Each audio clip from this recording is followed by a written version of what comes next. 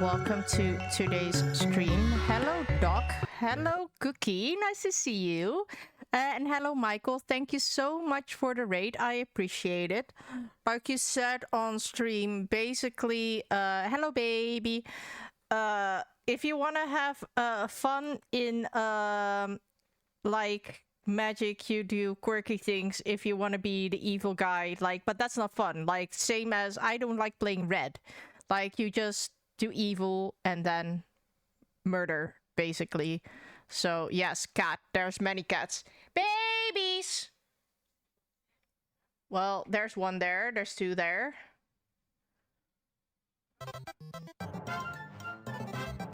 Ah.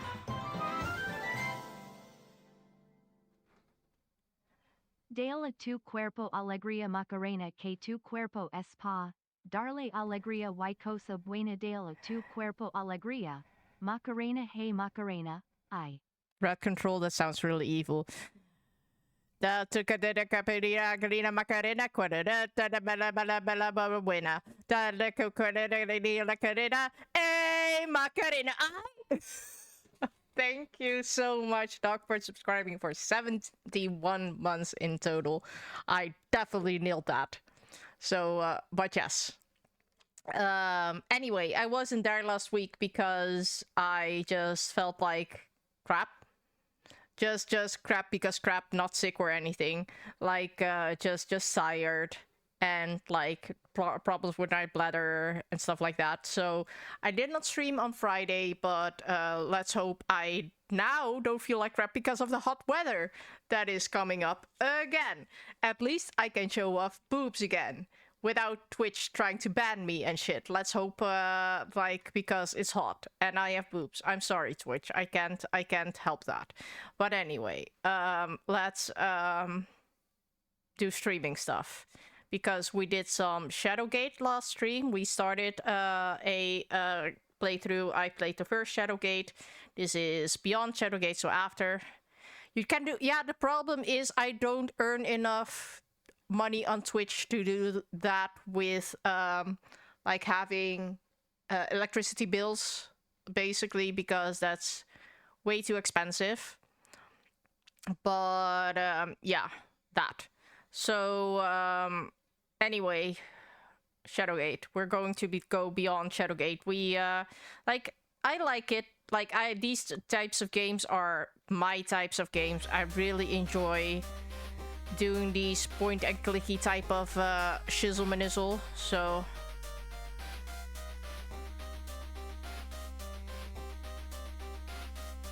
yes. Wait, was Jared a good guy? I don't remember who we played. Is Jared evil now? I need to look up the lore again. But last time, we basically saved the king. The king was trapped in a dungeon, basically, in a prison, and we released them. And I am not sure what we're gonna do now, but we have some treasure. Like, we have a sapphire, pearl, and an emerald. So I want to sneeze.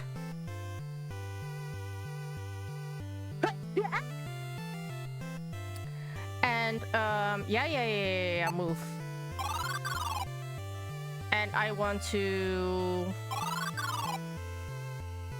get stuff now. Thank you, Doc. Okay, here. Can I use my emerald on this guy? Shopkeeper looks at your offering and says, "This isn't of any value." Emerald is not of any value. Excuse you.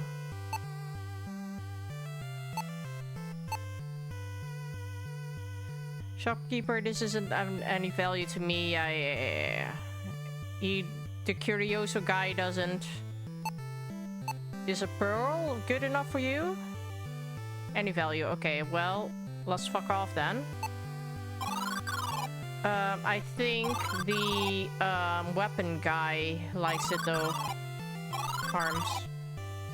Can I use the pearl on you? I'm afraid won't get anything. Return when you're ready. Okay, well. Sapphire? Thanks, don't point at it in your eye, or yourself for that matter, the clerk says in a stern voice. Yeah, I have an expo. Wait, no. Can I look at the expo? Fires a metal-tipped bolts at high velocity to easily penetrate armor and thick hides. Can I use it on myself? Oh, well, I can't use it on myself. Use this emerald. I'm afraid that won't get you anything. Okay. Well,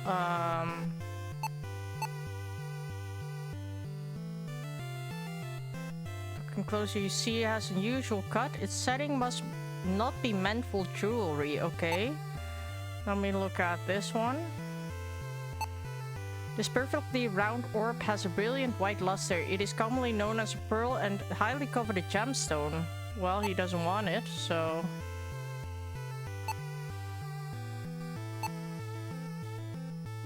I'm afraid... Okay.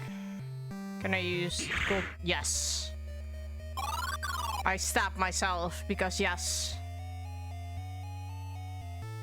Just checking. Anyway, I still have my expo, right? Yes. Let's see if he wants something. Well, let's speak to him. Greet the blacksmith. He smiles wildly and replies, "Hello, Fenling. Is there something I can do for you?" Well, use the emerald. Do you want an emerald? The item does not work. Okay, bye. Do you want to have a pearl? Nope. Okay, well... Can't have a shield or anything. Can I look at the shield here? Round shield looks constructed of fine and iron. The craftsmanship is in... Can I take it? Cannot be taken. Okay, just checking. The sword looks new, heavy, and sharp. You would not want to be in the receiving end of the blade. Well, let's move again.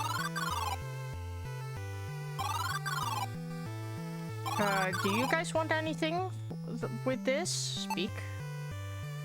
Good luck, my Fenling friend. Can I use... Do you want an emerald by any chance? Item does not work.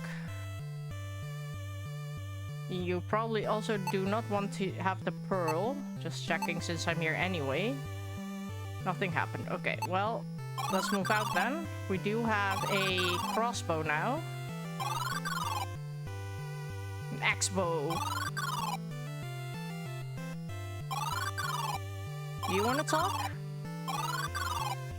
Hello. As you enter the temple, you see a man standing alone, offering prayer in silence. He meets your gaze, and his presence immediately strikes you. This man is the legendary Lord Jer? Oh! It's okay. Years of untold adventure line his face, yet he exudes vigor. Speaks slowly, his deep voice commanding respect. I think this is the guy that we played in the first game. You must be our hero. Your actions prevented a battle, and for that I'm grateful. Thank you, he says with a bow. You blush, mumbling a quiet was nothing, for despite all your arrogance, you recognize the true legend bow to you. You're amazing, yes. Oh. Wait, what did he say? Lord Jar speaks to you. There is an unrest across the lands. I've heard people speak of me in places I've not been. Though he wears my armor and bears my resemblance, it is not I. If you find him, please let me know, my small friend. That's really cool that the first character is there too. A thick book, bound in soft blue leather, rests below the altar. It feels wrong to borrow it. It is closed. Well, can you open it? You gently open the book to the center, noticing the luxurious paper and fine penmanship. You begin reading a record from the book of miracles attributed to one. A foul enchantment caused fog upon her land and twisted road, shrouding it from view, halting trade and starving her people. The queen offered a rod and gold to the statue, placed her glasses upon the altar and spoke a prayer for piercing vision. The one answered. Magic flowed into her lenses. With them she saw through the fog and led caravans back to her people. Okay, so we have gold. We don't really have glass, or what was the other thing that we needed to have? Gold? Oh, rod and gold. So we don't have a rod either. Or glasses, basically, so she can see with her... Or we find those glasses, basically. We'll just have to see. Can I really not do... It's an ancient fairy stone. Yeah, so you can do that to speed up things, basically. Let me see. How did I go to the back again? I think from here.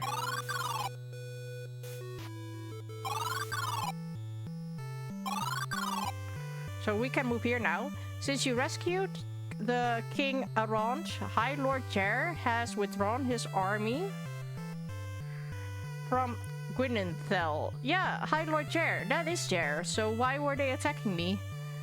The path to Torlin Forest is now open. Tread carefully. Okay. This was the camp Lord Jer's army was as he prepared his siege on Gwynenthel. Yeah, he's a good guy, so... These barrack tents are all that remain of the force that threatened to raze Gwynenthel to the ground. A tragedy I single-handedly averted, you mumble to yourself with a smile. Okay. Yes, the same. Can I open these tents? No. So let's just move. So this is Torlin Forest, you say to yourself, staring at the dark canopy of leaves high above your head. You've heard horrible tales about this forest, and looking at the foreboding trees, you worry the tales might be true. I shouldn't be doing this, you say, as you consider the perils of the following Belzar. This is insane. I need King Arond. The wisp responds, there's no time, Del. And Belzar will easily detect and eradicate a troop of soldiers, but not you. You can return to the fence and await your demise, or you can continue. I will watch all the same, the wisp finishes. You sigh as anxiety grips your heart. Fine, wisps, do I have a chance, you ask. Teehee. We'll see, it responds. Okay, can I go back for a sec? Because can I take the thingy? No. Just checking. Okay, we have left and straight forward, so let's go left. Let's look at these. You read the ornate letters chiseled out into this dwarven gravestone. Magnum Silverforge, died 2003, whatever. His death showed us some wisps conspire against us, leading astray lest we try to escape the foul forest, okay? You lean closer to read the weather-worn markings on this dwarven gravestone. Tabor Ironstrike, died OCS, died 2300 CS. Lost within the endless maze of the magic forest. Starvation took him. Rest, friend Tabor. Yeah, that's not nice. Markings on this grave are chiseled deeply. Kaltar Fallstone, died 2302 CS. From his wisdom, we learned the following the wisp within the magic forest. We learned to follow the wisp within the magic forest maze. Okay, so we need to follow them. You mutter the words upon the dwarven gravestone.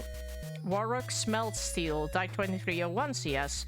Creator of the magic lens. Oh, that is the thing that we read about.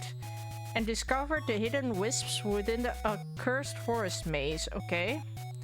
You study the epitaph on this dwarven gravestone. Cantus Firecraft, died 2304 CS. Hey, Sheffy! Glad to be back. How are you? You discovered malevolence shows... his discovered malevolence shows through with the red wisps. Do not trust the red ones. Okay, that's good information. Red is evil. Vines and moss are reclaiming the ancient wood beam supporting this... What? Add it. Well, that's good. The darkened passage leads into deserted mine. Well, I think it's too dark probably, right? Yeah, the dreary cave seems to close on you. Claustrophobia grips if you think of all the rocks above your head. Yeah, I think it will get darker. The lonely birdcage hangs from the ceiling. These held canaries that would warn the miners of deadly air. The cage is in terrible condition, the door is missing, and the captive is long gone. It is only loosely fastened to the ceiling and is just barely within reach. Well, take it. Yes. Doesn't immediately be useful, what the heck, but it wasn't nailed down, right? Yes. Yeah, see, it's dark. You stumble deeper into the mine, using cold rock wall as your guide, but you can go no farther, it's too dark. Yeah, I thought so. You squint your eyes as hard as you can, but to no avail. It's darker than a dwarven mine at midnight, you think silently. I don't think I have anything that would give any light. Like, I do have a spell here, but I don't think that gives light enough. Wait, how do I do... Oh, here. On the darkness. Yeah, see? Okay. This just reveals things, but not anything else. Okay. That's one of those things again that I cannot activate. As you approach the house, a soldier blocks your path.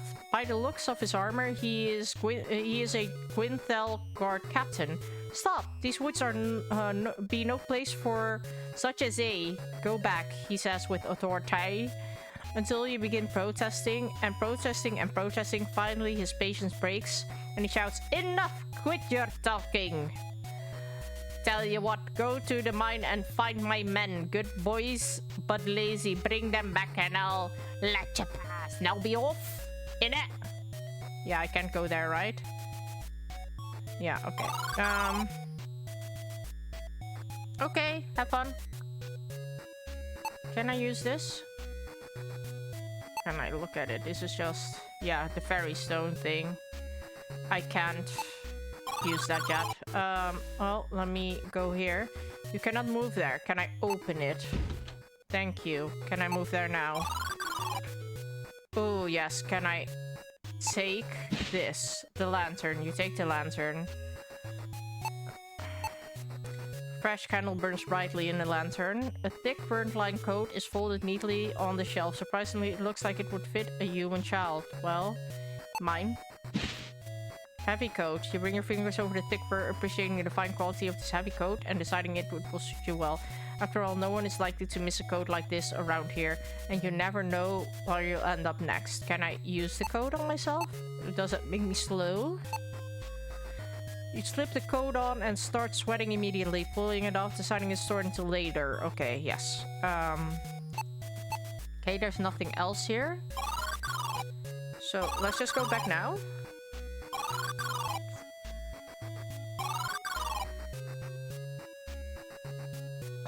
I can't take anything here, right? Yeah. Just checking. Okay, can I use the... Well, no, I need to move probably first and then use the lantern.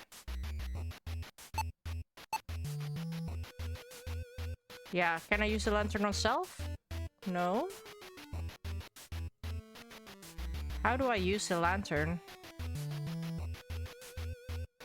Oh, here. Reaching the high overhead and standing on your toes, you place the lantern on the hook, illuminating the dark corridor. Okay, can I look at these? Faint glint catches your eye and you notice some rocks that stand out in a pile of crushed stones. They aren't precious stones, they're just mine slag, yet you're drawn to them. Take it.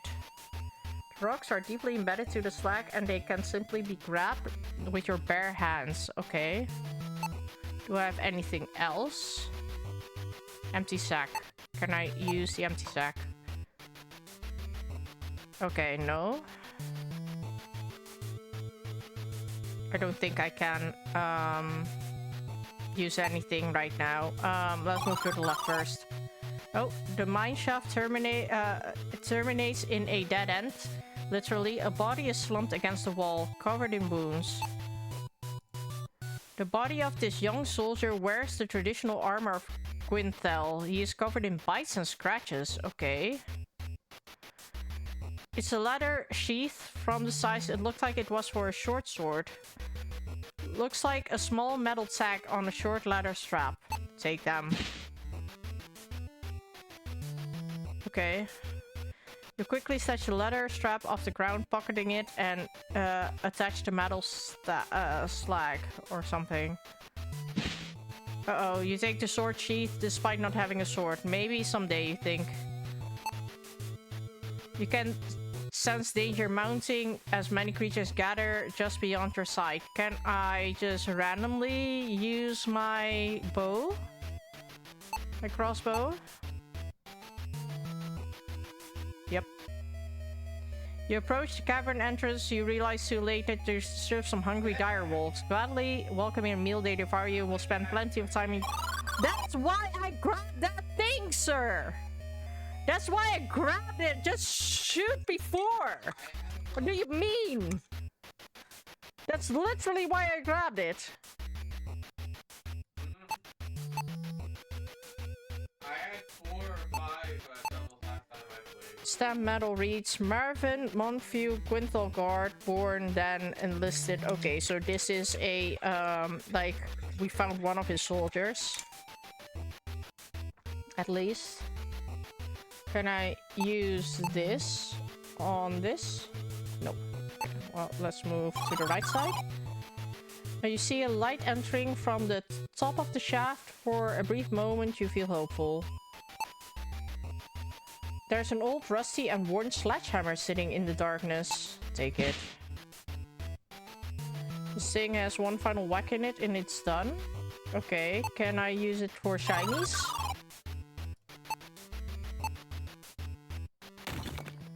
Okay, with a few quick swings, you not only smash some rocks free of the stone, but you smash the sledgehammer as well.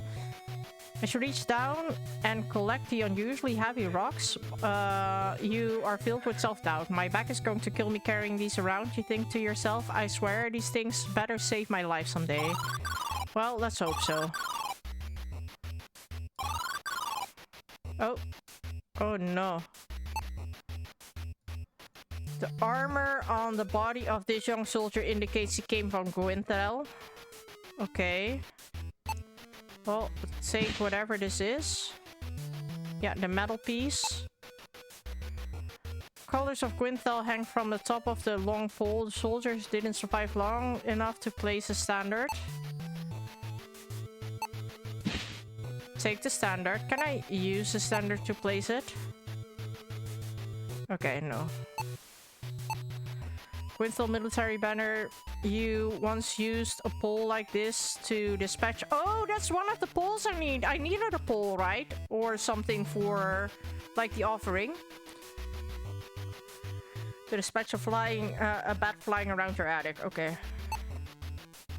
Like, those are one of the offerings. I just need glasses. Or something else. Can I take that thing again? Reach up and grab the lantern from the hook. With that, the mine goes dark once again. Okay. Just to be sure. Because I don't need it.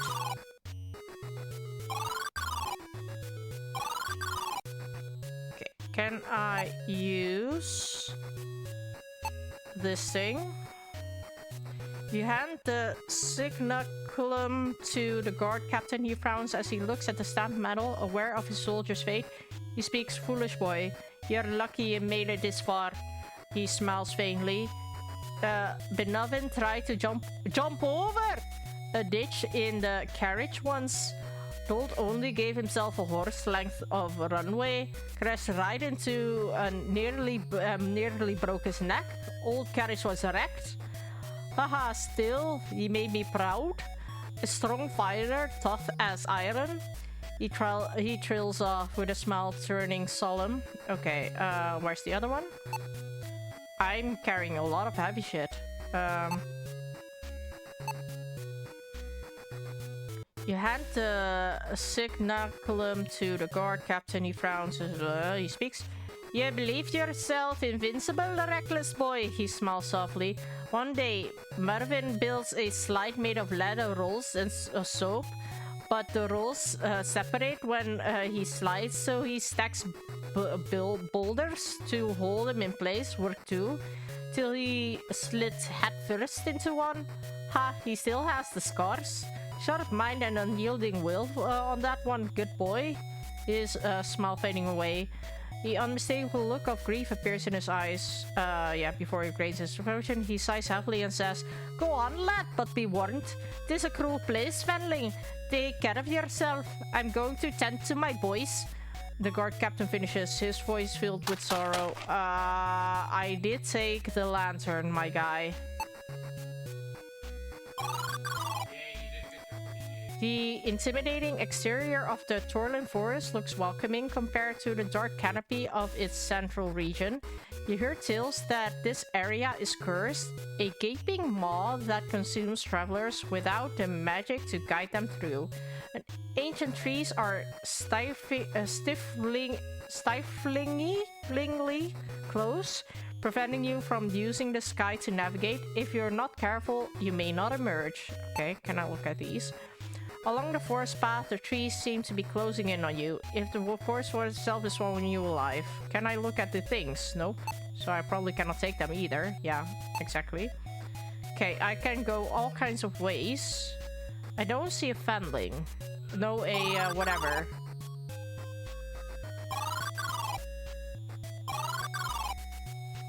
I don't have the magic yet for it. Everything just looks the same. So where do I offer shit then? Oh, wait. I have a standard, I have a heavy coat.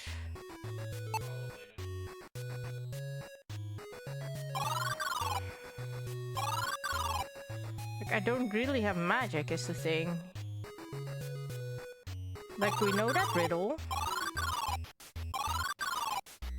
Yeah, I don't think we need to be here. Oh, I needed to offer stuff at a statue, right? Is it the statue of the well?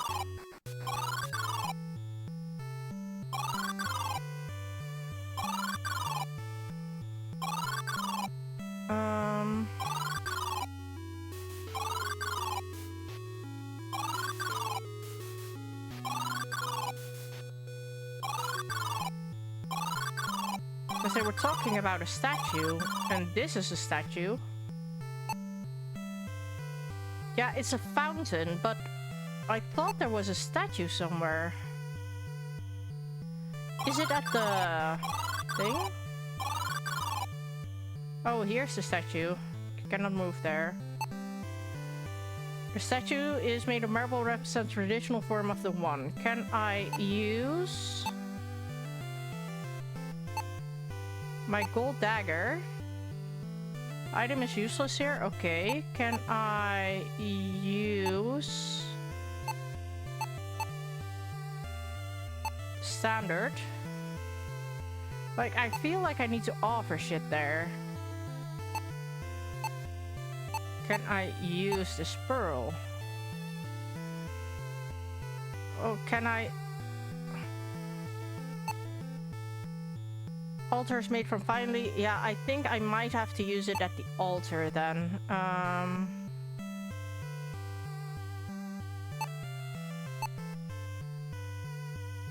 No.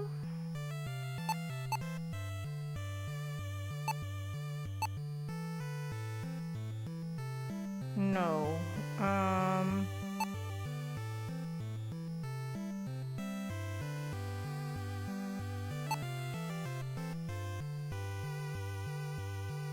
Do I need to use the silver tray first? Nope. Can I read it again? In reading, a fall enchantment cost Volga on her land, yes. The queen offered a rod and gold to the statue. Yeah, I have a gold thingy. And her glasses, yes.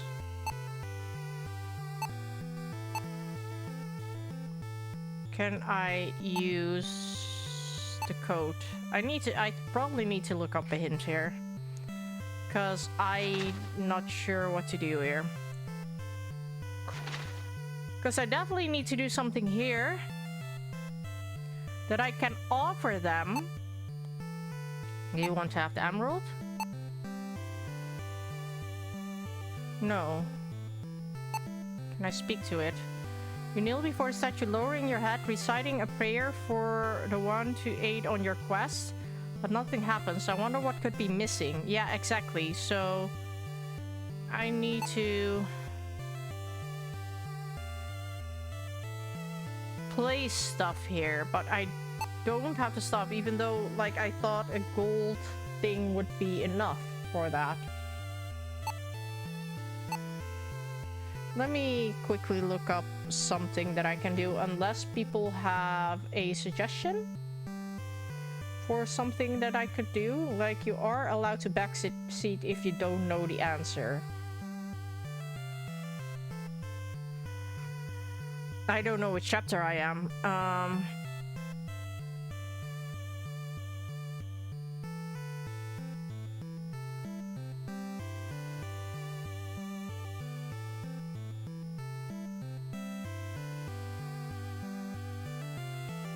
I think here.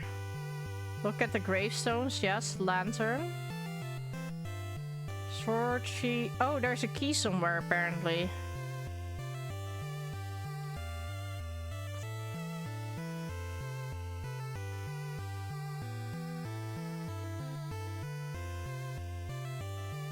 Let me grab the key then. Yeah, okay, let me quickly move around and grab the key. Because I missed the key. And I'm not going to read further.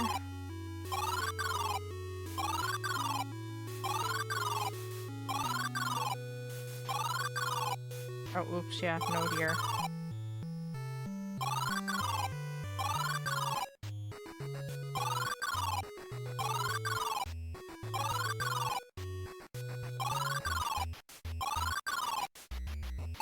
use the lantern again.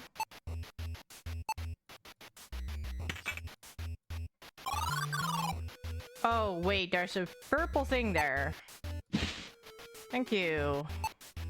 Goodbye.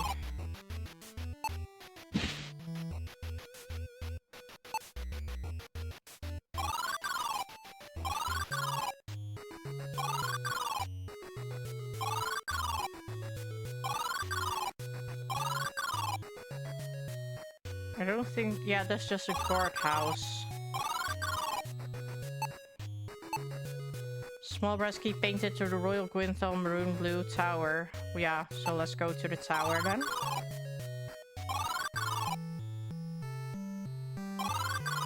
I assume it's the tower over here, because that was a door that we could not open before.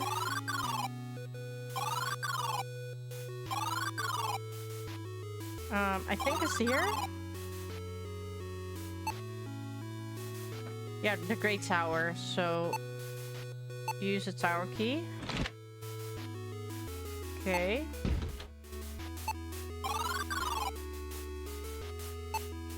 Look at the vase. Fresh roses will finely carved marble vase. Its surface is lined with cracks. You think a gentle bump will scratch it? Well, you reach forward and gently flick the marble vase. It promptly cracks in half and falls on the floor. Phew, you whistle. That's a fine example of shoddy craftsmanship. Feeling no remorse of destroying the vase. Okay. Can I take pieces of marble? Okay, can I take whatever this is? You release the twine that removes parchment from the flowers. You read it carefully. Creeping vines from water below. Countless times the stalks will grow. Words, not blades, will root them out. Muster your voice and rally a shout. You have learned to spell Herbedicia. With no more use of the scroll, you discard it. Can I take these roses? Okay, can I look at the roses? Red roses lay scattered on the floor. There's something poetic about it. You think, yeah, okay. So I'm not able to take those, right? Can I use my new spell on them? See what happens. Spell does not work here. When overgrown weeds prevent all progress. Okay, yeah, so... It's a weed whacker. Weed whacker. Okay, can I look at this? You see a loose parchment that has not been filed away into the proper place on the shelves. Principles of Telescope Augmentation, 3rd edition. A lens may be used to filter light in a manner which amplifies magical properties. However, to identify the magical energy, a lens must also be imbued with magic. A simple temple blessing is sufficient. Yes, exactly. Resolve practitioners report using the lens as a portable magic sensor when investigating observed areas in person. You decide you don't want to take the parchment with you, you place it back where you found it. Okay. You select one of the books, Travels of Gathel, and thumb through the pages with your dirty fingers. Gathel saw the chains that held the beast captive. Remove this silver chain and you'll surely be rewarded with gold, okay? Nay, I cannot, replied Gathel, for the glitter of gold will drive a man to ruin. Now quiet, lest I purify thee with fire. Gathel then proceeds to add more chains, okay? The Travels of Gathel, yeah, okay, that's the same. Still the same, yes. See the book, diplomacy, wait, you see books on warfare, diplomacy, and history. Looking at the lower shelves, you notice scuff marks on the floor. Okay. The shelves are filled with books on sorcery. The dust is undisturbed, except where one book recently has been moved. Okay. These shelves are filled with books. Yeah, okay. Yeah, this is the thing.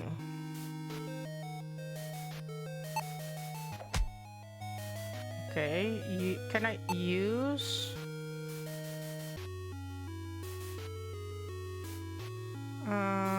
open? There's scuff marks there, so...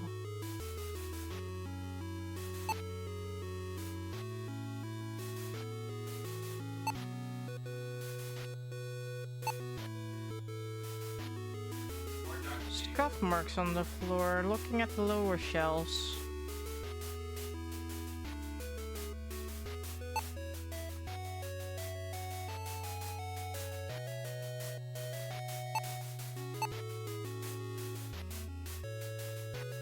Okay.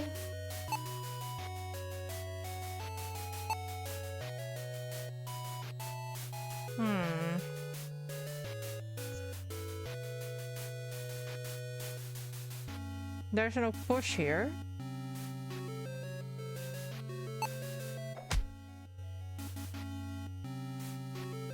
Can I use anything? The simple wrought iron candelabra does a fine job of illuminating the library.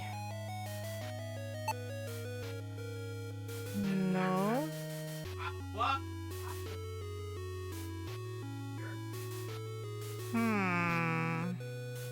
Like, there has to be something that can be... Like, you see the scuff marks here. Is it the book that I need to place? Let me quickly check the guide again. Because we have more answers on, like, the offering. We already knew that is the thing.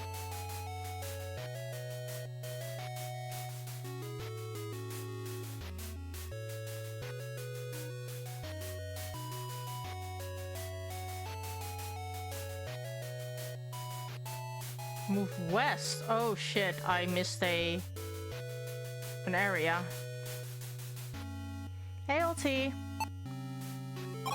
How are you? Oh, oopsie floopsie. Oh, wait. Let me actually... Oopsie floopsie. Through the window, you can see just how huge and gloomy Twirling Forest really is. Sorry, I just missed an area. You pull the handle of this heavy oak door, but it does not budge. It must be locked. Okay.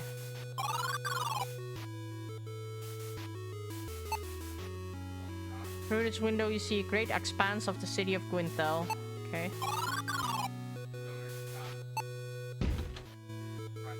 Good, just dropped by to say hi. Working at the moment, I'm watching Lee Cronin's The Money. Oh, The Mummy with Claire. Okay, have fun. You should go to voice chat as well at some point.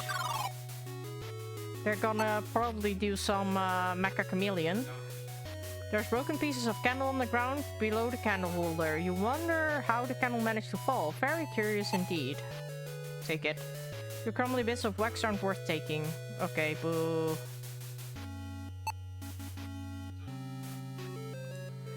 Several strange runes are marked upon the red leather of this book. Something is missing from the setting in the cover. You notice a prominent Grecian trim around the hole in the cover. Well...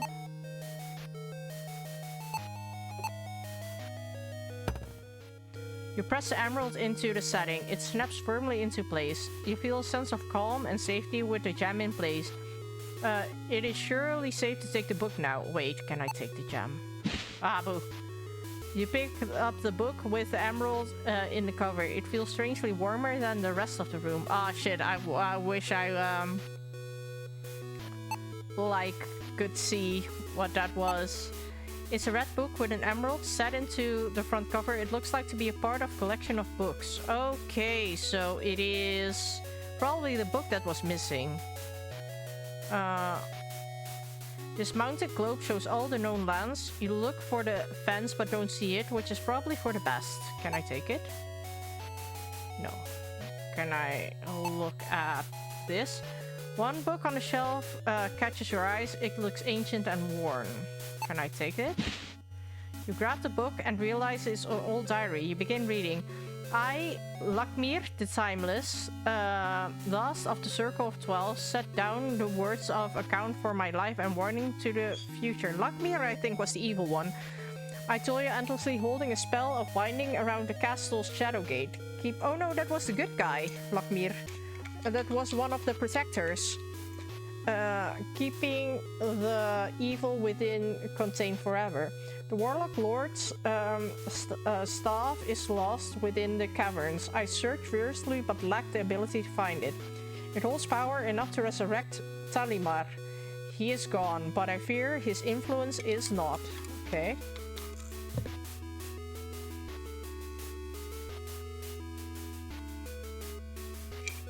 You skip ahead.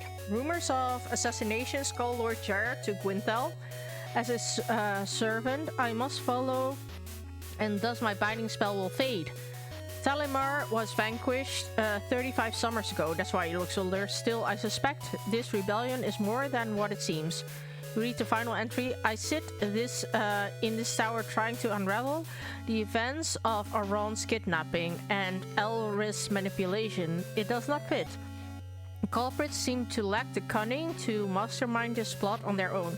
I must consult the auguries. Foul deeds are afoot. Return the diary to the shelf. Okay. You stick your head out the window and gasp at the sight of how high up you are. You see the waters of the Tyre River ahead. You realize you get an even better view through the telescope. Maybe you should try that. It is a map of the known galaxy. Looks to be billions of stars. You suddenly feel very small. Well, smaller than usual. Can I take it? Fail to take it. Can I use the telescope? Nothing happened. Can I look at the telescope? A large telescope is pointing towards the window. You can look directly into the eyepiece to use it. Okay. Can I use this? Can I take the eyepiece? Can I... Why can I not...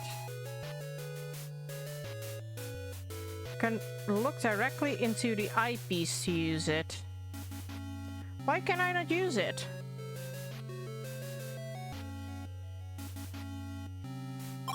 Oh, there. As you peer through the telescope, you notice the lens has a faint blue glow, seemingly a magical property. Your vision focuses on Torlin Forest. From this vantage point, you see a maze-like path that have left many travelers lost. You also notice a great deal of sparkling activity in the forest. Your wisp companion chimes in. The Wispkin of Torlin. Mortals are not usually fortunate enough to see them. If we could take this contraption with us, we could see the wisps when we are in the forest. An interesting point as you think about that. Just step away from the telescope. I'm not able to take the telescope, right?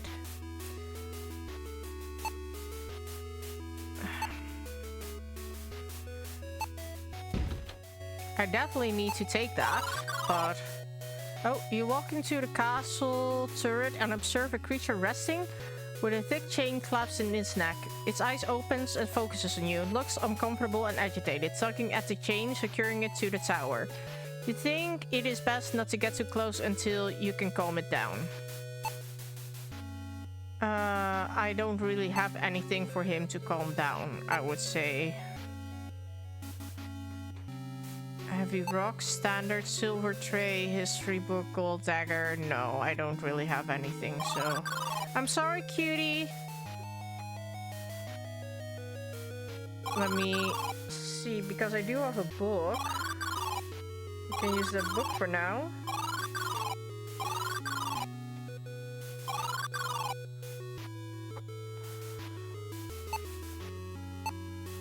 Use the sorcery book. Put that in there, yeah. Hear a faint click as you place the book in the empty slot on the bookcase. A sound of wood scraping on stone erupts the room as the bookcase slides away from the wall, revealing a hiding place. This clay figurine is of a griffin, exquisitely detailed. Well, sure. Clay griffin. You gently remove the statue of the griffin. The clay figurine is of a griffin, is exquisitely detailed. It may be worth some silver coins to an interesting collector. Yes. Interested collector. Okay. 10-piece bag. Eagerly grab the bag of 10 piece, thinking you deserve a reward after the artist's journey you're on.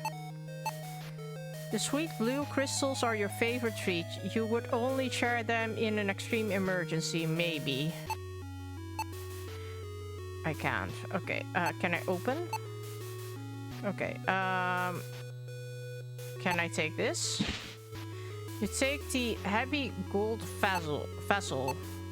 This is a vessel constructed of solid gold and gems. It is often seen held in holy statues made of the image of the One. Okay, that's the one of the things that I need. Okay, that's a thing that I need to offer. But how do I take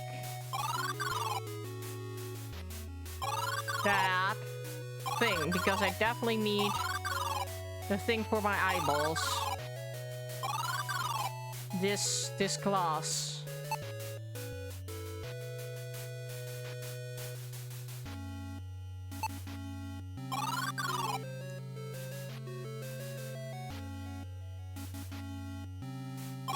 Yeah, I cannot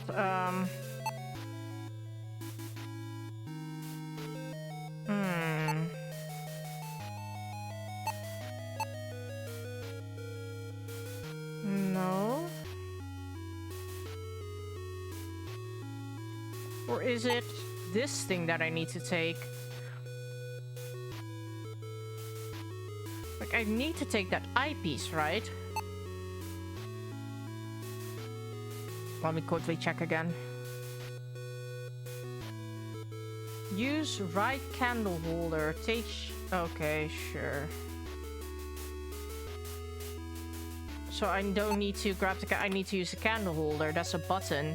Reach up and grasp the candle holder. You twist it gently, turning the candle holder. That was the hint for it.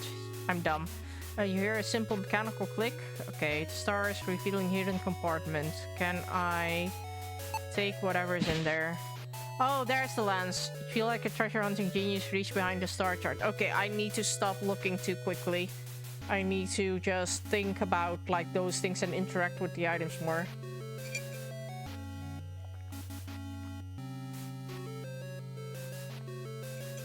It's a spare telescope lens. This one lacks the faint magical properties of the one in the telescope though. You pocket the spare lens, you'll have to figure out. Yes, okay, so now we know. I think we have everything now except for the cute baby that is on top of the thing right now. Can I hand him maybe the statue? I don't think I can though. I think I can trade it. So let's just go.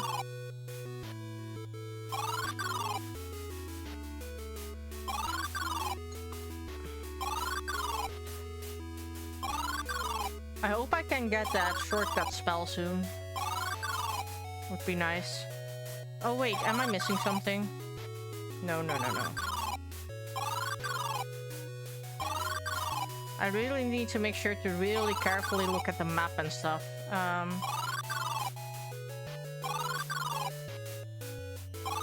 And focus less on the guide. Well, we can go here now. We can place that gold vessel.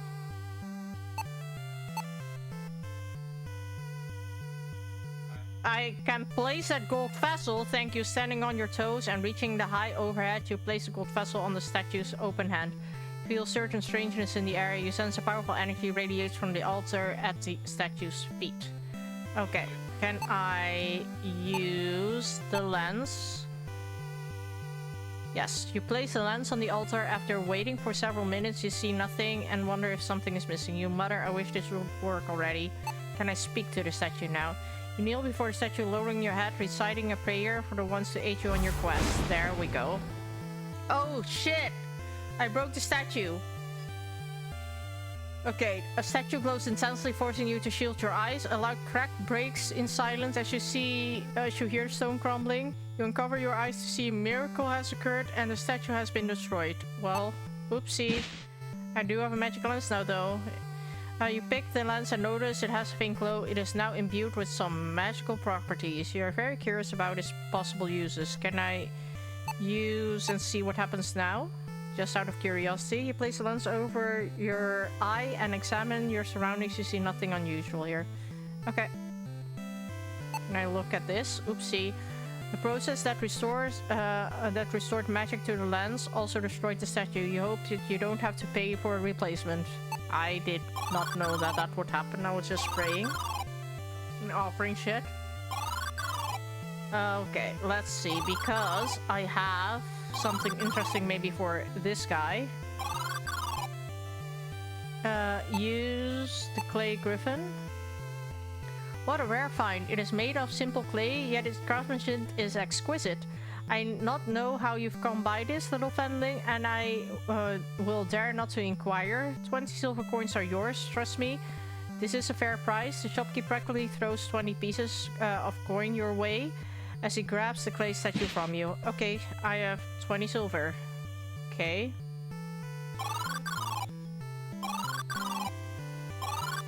Do you have anything interesting for me? You point at the quavers that has balls, 20 silver coins. Well...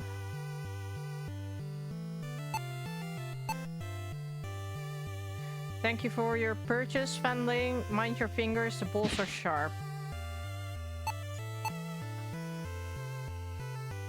Yes, they are perfect for projectiles to attack a foe from a distance. Can I use the ball quiver for the bow?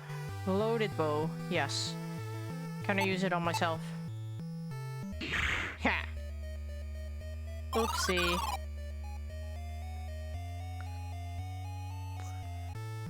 Okay, I have a loaded bow now.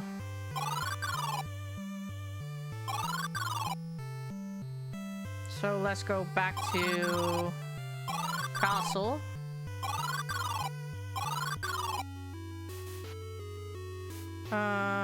Here.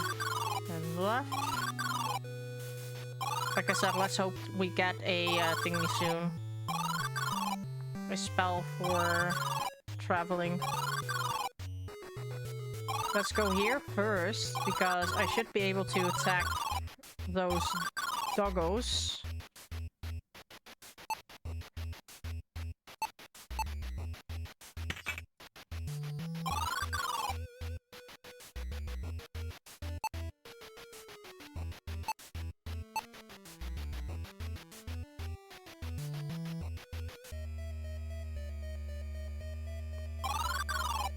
Nope.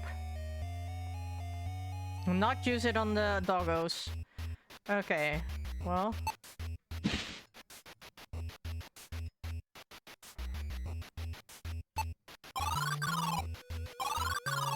Let's go to the forest then.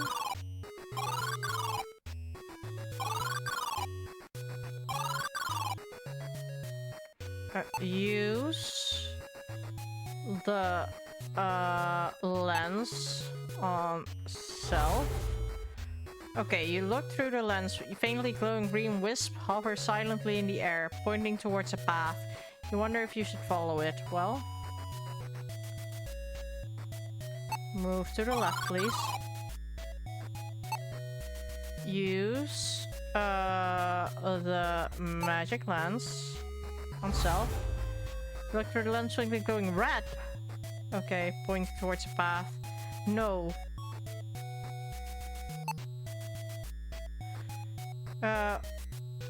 Wisp can be seen through the magic lens. Entering the enchanted forest, have them show you the way. Well, I don't want to. I'm doing the opposite.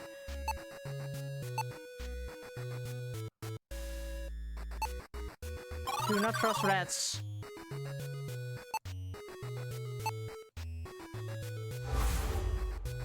Up. Okay. Okay. You step forth from the accursed maze of a forest into a quiet clearing in the woods. A wooden bridge over a lazy river beckons you forward, away from the hazards of the forest for good, you hope. Okay.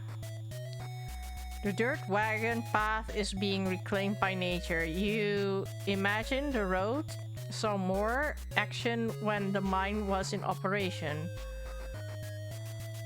It is a covered wooden bridge, not uncommon in surreal places. Okay. Oh, rural, sorry. Okay. Dirt path leads to the wooden bridge. Okay. You don't have time to admire the scenery now, but resolve to remember this spot next time you like to go fishing. Okay. I can go up or right, so let's go right first. The riverbank reveals the underside of the bridge. Crouching low, you can see this handle is attached to a lava that connects to the mechanism underneath the bridge. It is well within reach and can be pulled easily. Well, you reach out and grasp the handle, pulling it down. The sound of a firm click is heard from a mechanism in the bridge above. Well, I assume if I would walk... as you turn to walk away, the handle resets its original position. You also hear the mechanism bridge reset. It is undone whatever happened. Well, let's look. Ah... You look closely and see the planks are unusually staggered. Still, you whistle and admire the craftsmanship.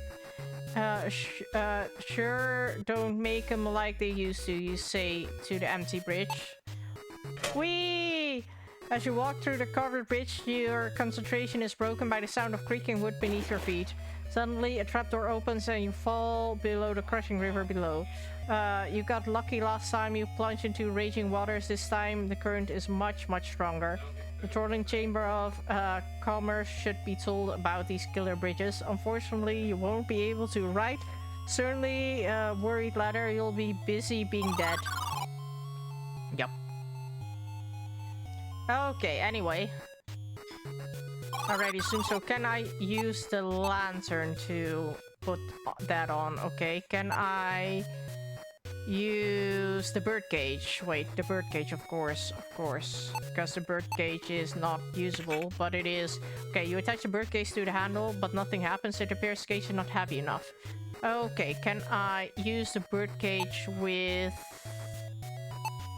the heavy rocks? Can I use the heavy rocks with the bird cage? Thank you, heavy cage. You place the heavy rocks into the bird cage. No flying away now, rocks. You realize speaking to rocks can't be healthy. Now you have a really heavy bird cage. Good for you. Okay. You attach the bird cage full of rocks to the handle. The handle sinks another inch. It pulled as tight as... wait. The handle sinks another inch as it's pulled as tight as it can be. Okay. Thank you.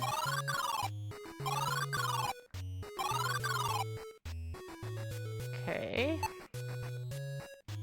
The forest path winds through a small meadow. Okay. Vines. Sorry, vines. I can't do English. With a loud screech, a foul harpy swoops down from the trees and hovers in front of you. Because of the stench coming from this human vulture, you wonder why you didn't notice it sooner. Well, can I just use the expo? Because harpies are not good. The harpy's eyes show the faintest glint of fear at the sight of the crossbow. As you loosen its bolt, the harpy nimbly dodges. There's only a way to slow the harpy down. Okay.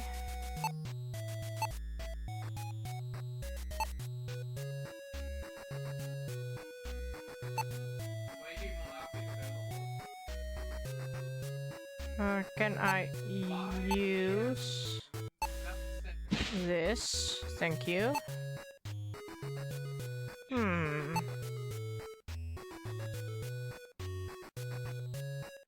Speak. Whether or not the creature understands you is moot, as all is does shriek back. Okay.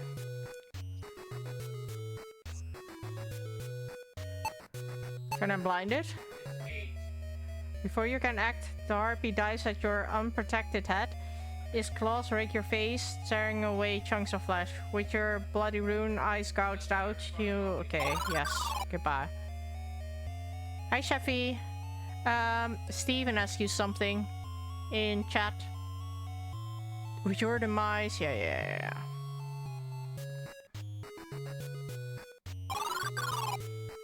Can I use the dagger? It's not sharp enough. Yeah.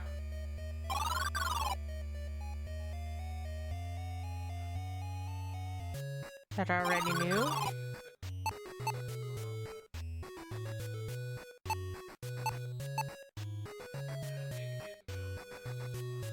That is taking away stuff.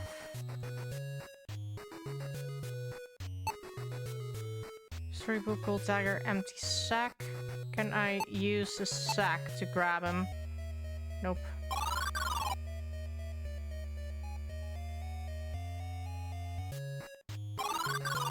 Can I hit the thing?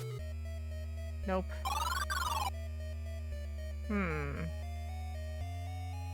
I need to slow it down.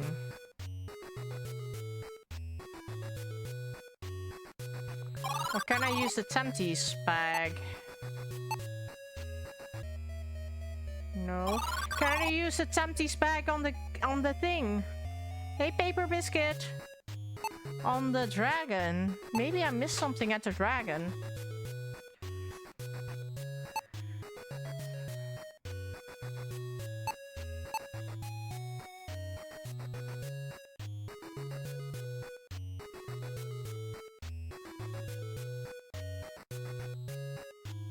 I already did that.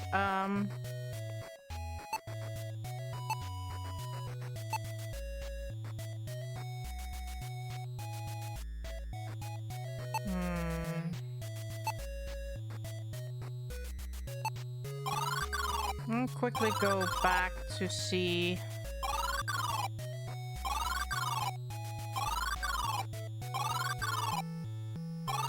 If I can give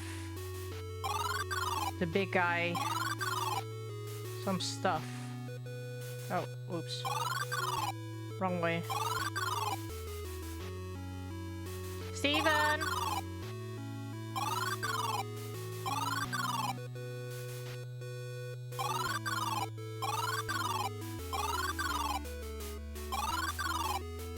Oh shit, wrong way.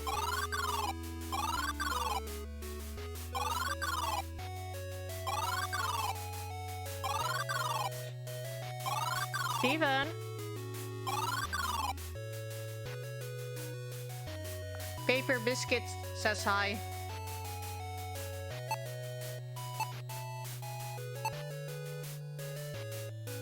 With a heavy sigh, you hand over some Tempies to the dragon. It is screeches with excitement as it happily munches on the treats. The dragon screeches again and surprises you once more as it speaks. Tempties! Colvin loves Tempties. It looks relaxed now that it has eaten. Satiated from the treat, the dragon looks towards its chains. Please, Colvin, please.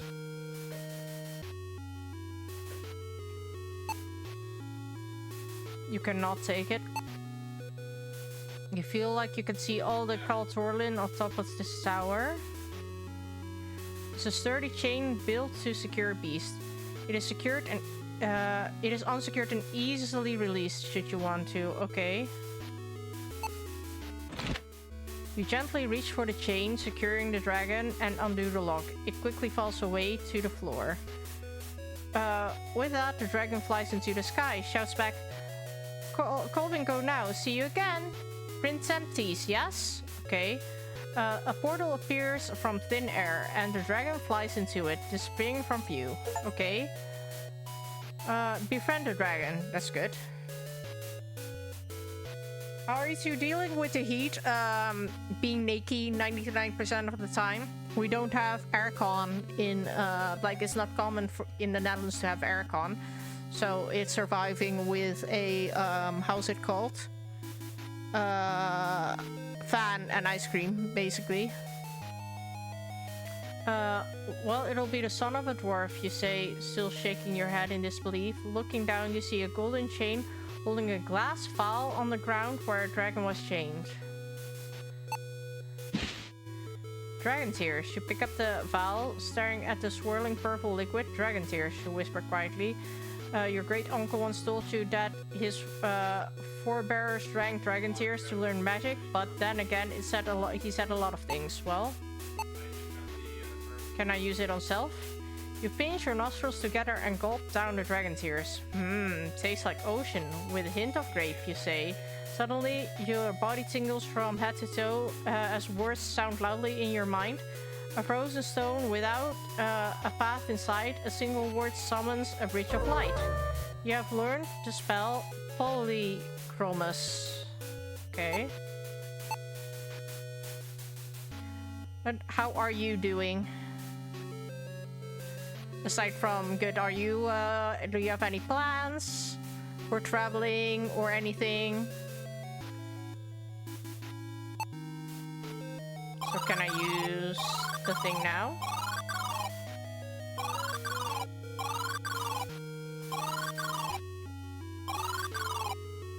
Oh, oops.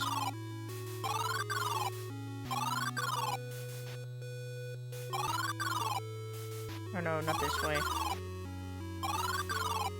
Going to Seattle this weekend? Just for sightseeing or visiting family or anything? Wait, let me go here.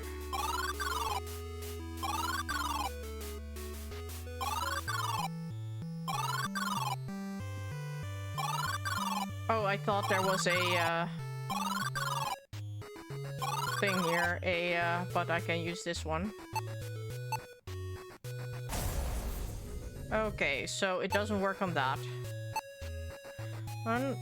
On frozen stone without a path in sight. Single word summons a bridge of light. Okay, no path in sight, but we do a pass. Oh, I'm sorry to hear that. Way forward is not clear, easily, yeah.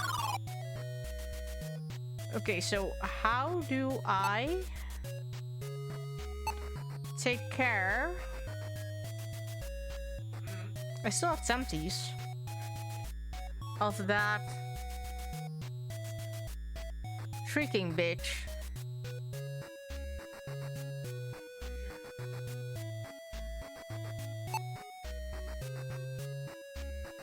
Like, I don't really have anything, I feel like, for them. Like, I can try again, like use it twice maybe.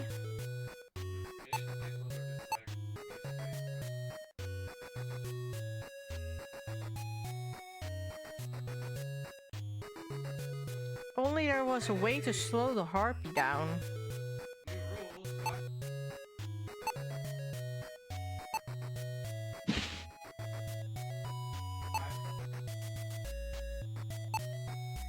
Look, we have a sheath. We have a standard. You once used a pole. Like, can I use standard? I don't think so. Oh! Never mind. The harpy darts towards you, claws out ready to take your life. Before the talons reach your body, you thrust the standard into the harpy, impaling the flying horror. Stunned harpy is slowly getting its bearings. You better act fast. It won't be happy when it gets back up. Best not to get too close, lest it lashes out. Finally, you think a prudent way to keep your distance. Well, can you use the thing now? Okay. The crossbow bolt pierces the harpy's flesh. In a moment, the monster bursts into dark flames and vanishes into floating ash. Okay, thank you. Can I use this again? To load it. Can I take this thing again? Can I take the pole? Yeah, you take the pole with you. Can still have a purpose. Exactly. Okay.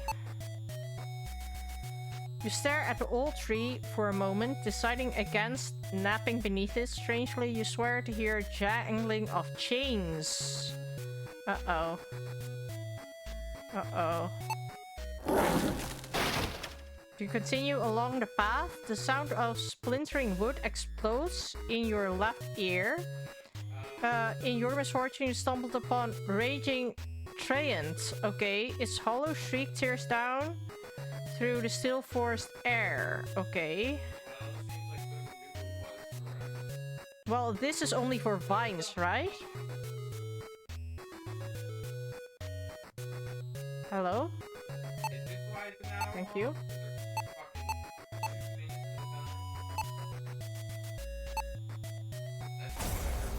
Yeah, thought so. Trying new your dorsal and wise creature. Something has twisted this one into a monstrosity. Can I speak to it?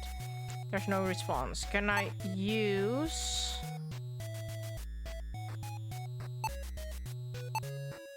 my lantern on it and throw it. You frantically try to recall the wooden beast's weakness and decide that fire is a good bet against your fibrous foe. You hurl the lantern at the rogue. This is why you always take your items back.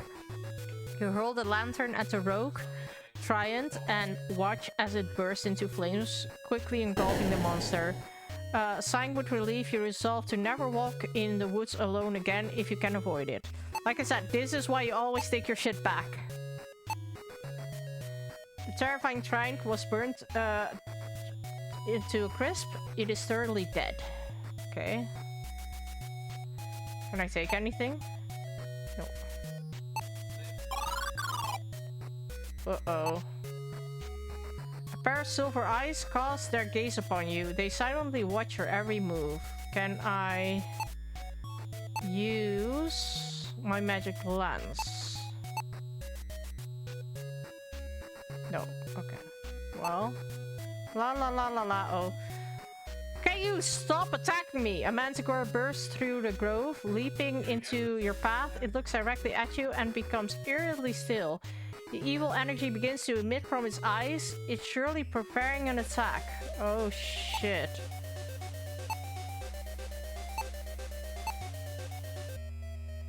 An intense beam of energy shoots from the manticore's eyes. Your body is bathed in light and heat of 1,000 suns. The burning sensation. Yeah, okay, bye.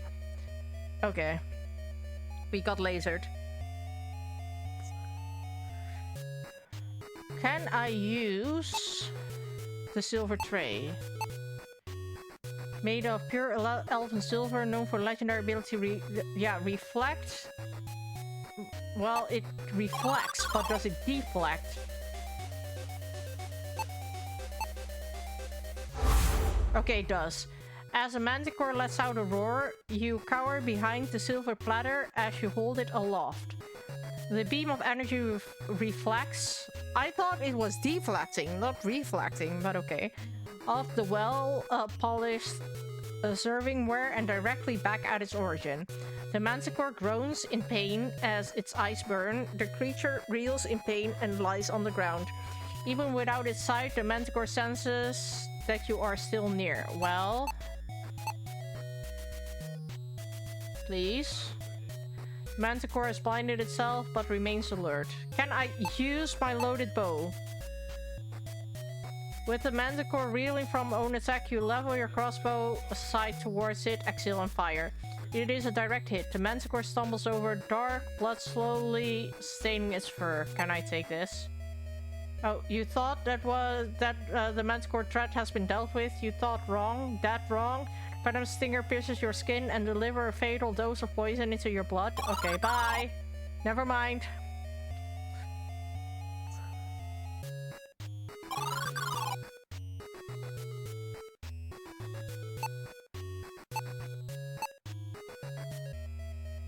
Oh, well.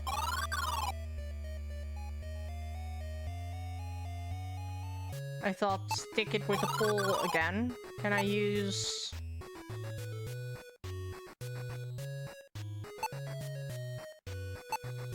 my bolt quivers again?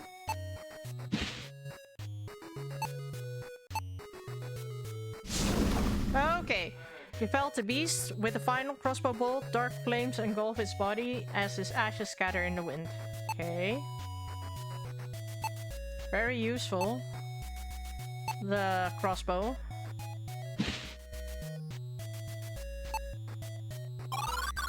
Okay, stop attacking me now. You step away from the shady grove, beyond the forest edge, into a quiet clearing. Before you is the Tyre River. You exhale slowly. Thank the one, I can rest, becoming aware of the pain from several bruises covering your aching body. Knowing this is a shipping lane to Stormhaven, you plan to catch a boat and sleep like a log on the next leg of your journey. You wave at the merchant and point to the boat, asking if you can catch a ride. He looks at the boat and then to you. Love to have you join us, but as you can see, we're locked in the port. Damn hydra weeds are a menace, I say. Cut them and they'll grow back double. Not sure when we'll get free, Fenling. Can I stroll up the dock thinking you'll start your nap early? That is until the Hydra reaps wrap you tightly around your ankles. Okay, bye. Just checking.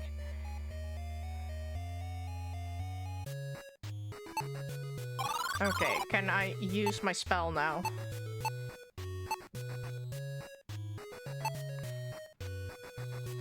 You walk up to the riverbank, turn to make sure the merchant is watching, and raise your arms as high into the air as you can. Herbicidia!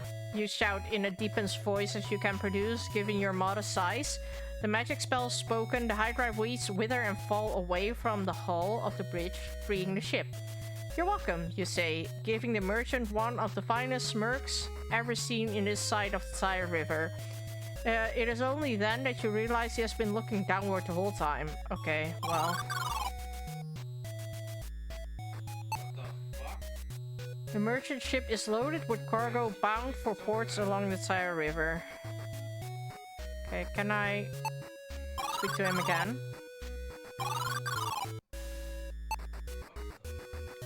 Was it? Sorry, I dozed off there for a second. Oh, look at that. Those nasty brambles decided just to give up and release the ship on their own. Little Fenling, today's certainly your lucky day. Let's board and soon we'll be heading down the river. Okay.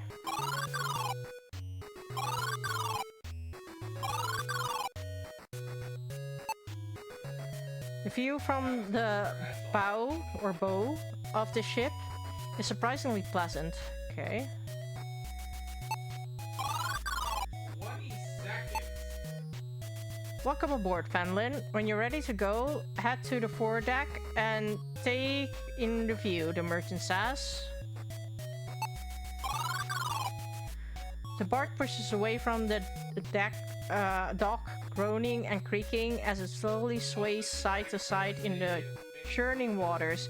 You briefly struggle with your stomach, trying to keep the bowel down. Thankfully, your nausea quickly passes. Just that sentence made me nauseous. Waves of chilled mist roll over the edge of the barge deck, quickly becoming so thick that you can't see your feet. That's it. I'm done with the cold for good, you say, resolving to adventure in only tropical climates henceforth. The mist keeps rising over the deck, turning into a thick, cold fog. Something isn't right. Laughter echoes through the mist. It sounds like it's coming from all around you. A raspy voice hisses. I see you, Fenling. You should have kept your own to your own affairs. Suffer and drown. Well, can I move? Hear a splash as you arrive back into the barge deck and see the merchant is nowhere to be found. Hey, get back here! You shout at the top of your lungs, wondering why he would abandon his ship, and you. Can I... Shit. Use... Yeah. That warm cloak thing. Heavy coat on self. You slip the coat on and start sweating. Oh shit, it's not that.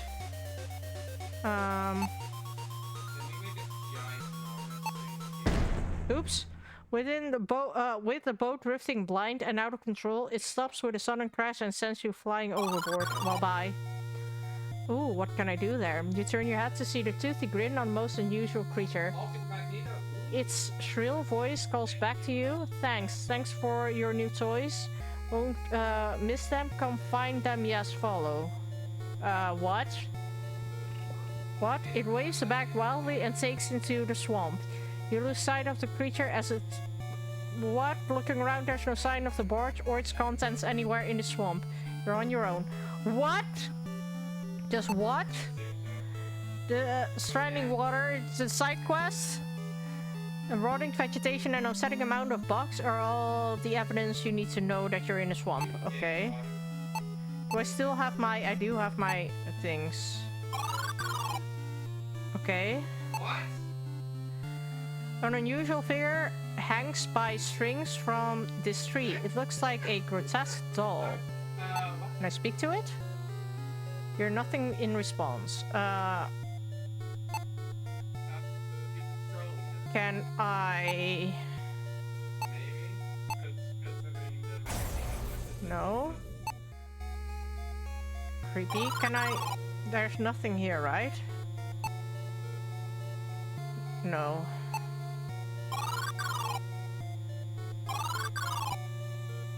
There's still a thing here. The fairy stone, yeah.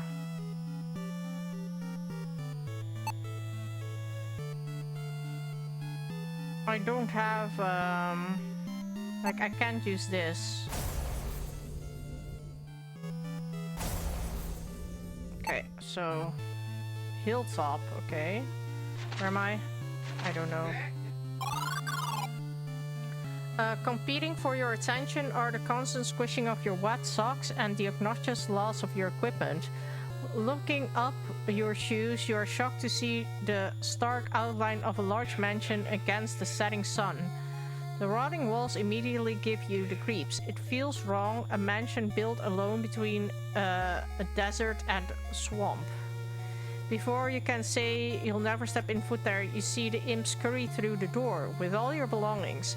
Realizing you won't survive the desert without your things, you sigh happily from exhaustion and continue onward. I do want to see the desert though.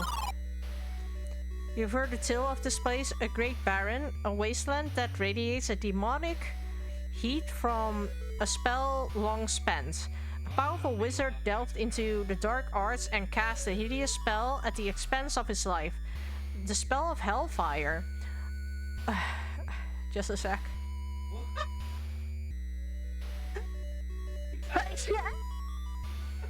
Okay. Once a region of lush forests and wetlands, this land is desolate. Only shifting sands and unextinguishable flames remain. I want to move through it. Thank you, Doc. It looks completely different symbol though. This appears to be a nexus point where the pipes meet. A simple metal footbridge allowed passage into the desert. Okay.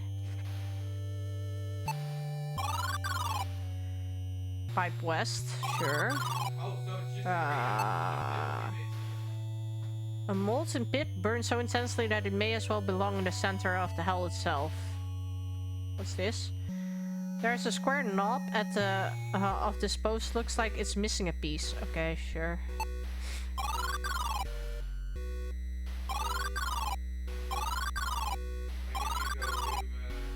The fuck. There's a small slot at the base of the structure. A large structure stands alone against swirling desert sands.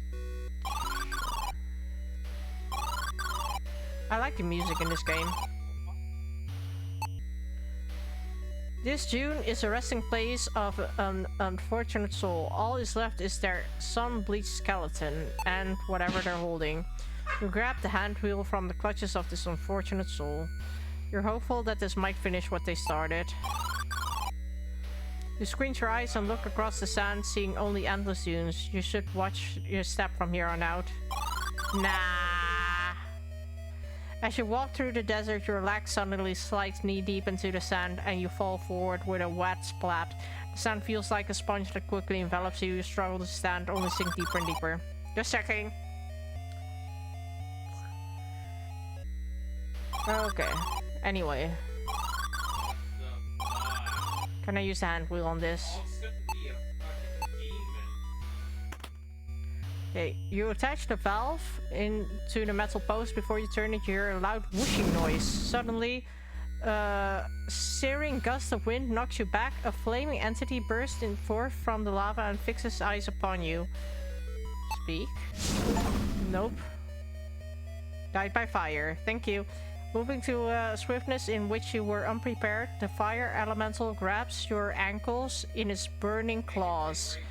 It lifts you high into the air. Yeah. Fuck off. Okay, let's just not do that.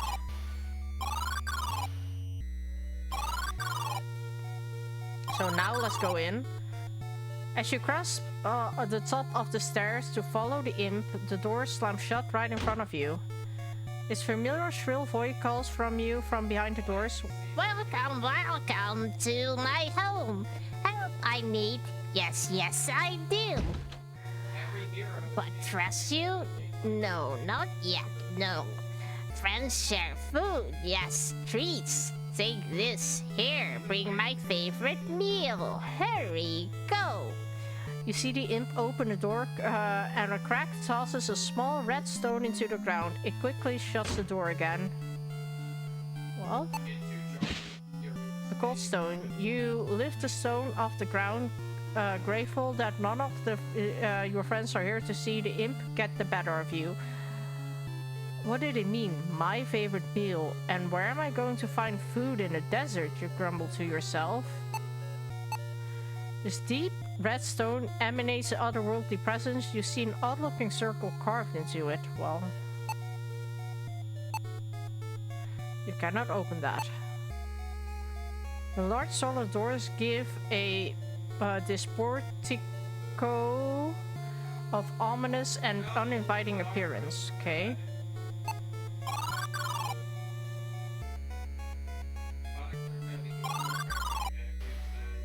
Oh, does it fit here?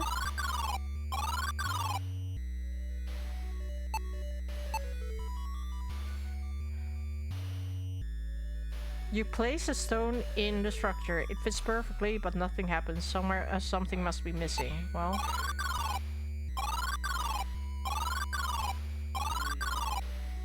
Hello.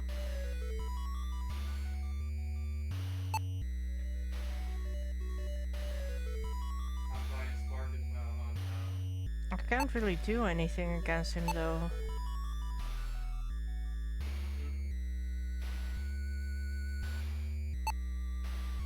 Monster of pure flame floats above the fire pit. Yeah. I don't know what I can do against him yet.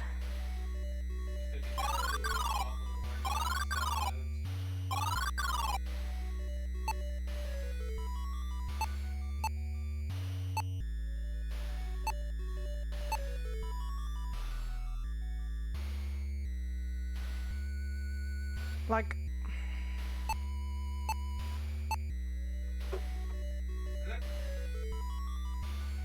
A shimmer, that's not a shimmer, right?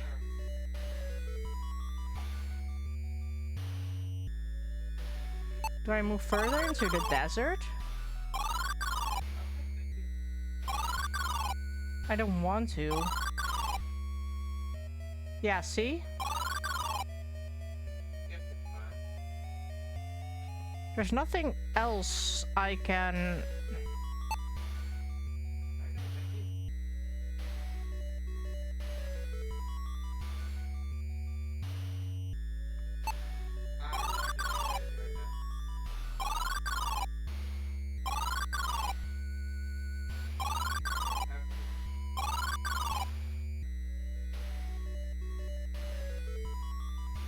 Just a sec, guys.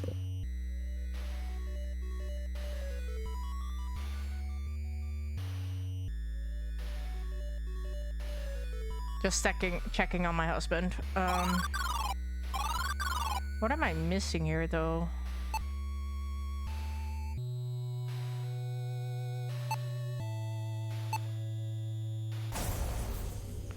No, there's no shimmer.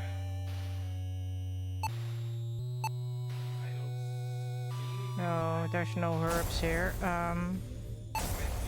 Fuck off.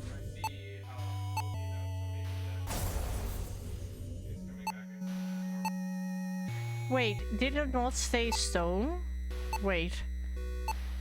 One frozen stone without a path inside, a single word summons a bridge of light. Well, is this not a stone? Well, I cannot use it.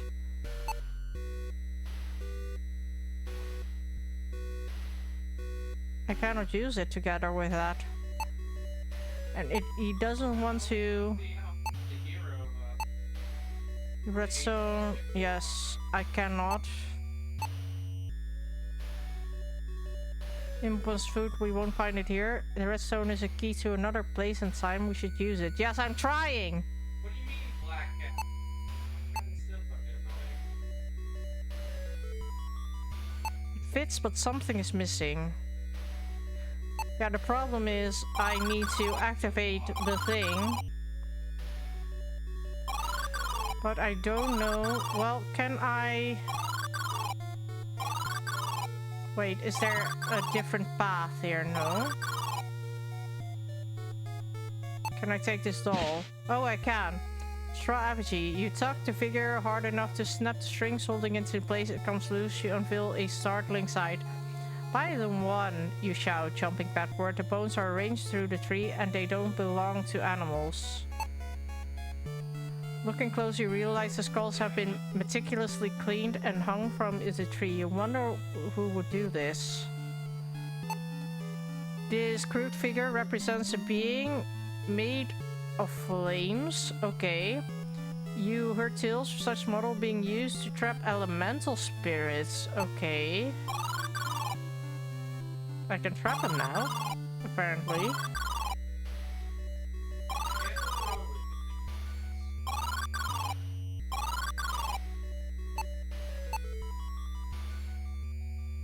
You stretch your arm towards the fire elemental, holding the effigy in front of you like a shield. The entity shrieks and is sucked into the effigy. With a blinding flash, the elemental is no more. A moment later, the effigy smolders in your hand, quickly crumbling as it turns to nothing but ashes. Okay. Can I use this now?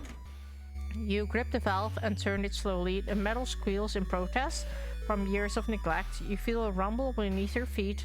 You can sense the temperature rising. Lava has indeed begun to flow. Okay, now we can go further. Plumes of steam escape from the pipes. The lava must be flowing through them, creating incredible heat. Okay. Okay, now this thing has been activated. Use the stone on this. A thrumming noise rises from the structure. Your hair stands on the end of the as power crackles through the air. The space in the center of the machine begins to waver and distort as a portal appears out of thin air. Okay. You see the distorted vision of a world beyond. Well, let's go. You stumble forward out of the portal, slightly nauseous from the trip. The damp smell of rotting earth is overwhelming. Stifling an urge to vomit, you turn around to survey your surroundings and see the portal flicker weakly, then disappear. The whiz chimes in. Good news, bad news. Good news is we didn't implode while teleporting. Bad news is the portal is dead. It continues. We are stuck here till we can power it up. Great, you respond. Well, if it's a meal the imp wants, we won't find it down here, you say as you make it for the exit. Well, it's the only place I can go to, I think. You kneel and examine the structure base, noting that the dirt covering the portal is loose. Well, take it. Oh. The portal is inactive. You see a light coming from an overhead exit at the end of the tunnel. Well.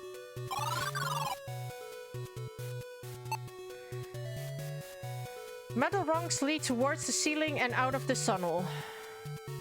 There's a small redstone shard in the corner of the floor. It reminds you of the polished ruby. Ruby shard. Reach down and collect the ruby shard. I can probably fix stuff later. Okay, so I can go back, I assume? Oh no, shit. Is this where I came from then? Yeah, that's where I came from. Okay. The fortress built into the side of this hill is being reclaimed by nature. Roots and vines grow along the cracks in the walls. Okay.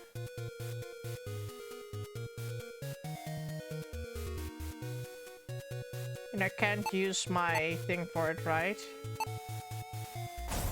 No. You recite the spell, the wizard responds, even if we're good at magic, which you aren't, won't work in this place. Okay, sorry. Can I take another ruby piece? Recalling memories of summer spent climbing trees and fans, you quickly hoist yourself into the tree limb. With the shard now in reach, you take it. Okay, I have more shards, because why not? Metal rungs, yeah. This hillstone is not similar to the hills of Kal Torlin, but strangely not dissimilar either. Okay, still don't know where I am. Right? No. Like snake. Thick bushes of red flowers grow along the forest path. Well, is this a shard though? Yep. Thick ruby shard from the flower bed. Okay.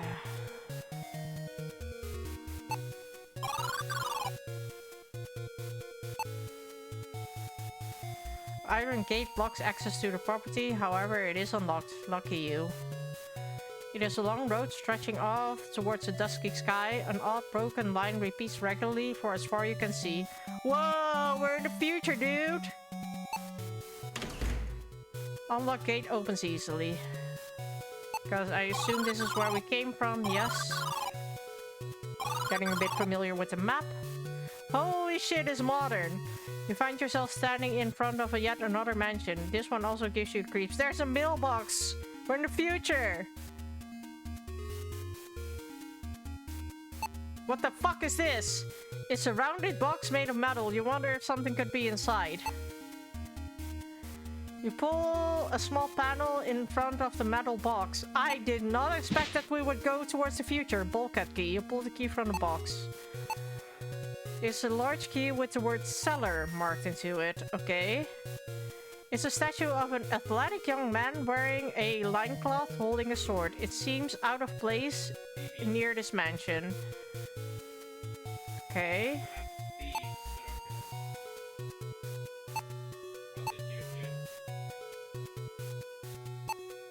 What's this? From your load pens you see a bulkhead on the side of the mansion. Well...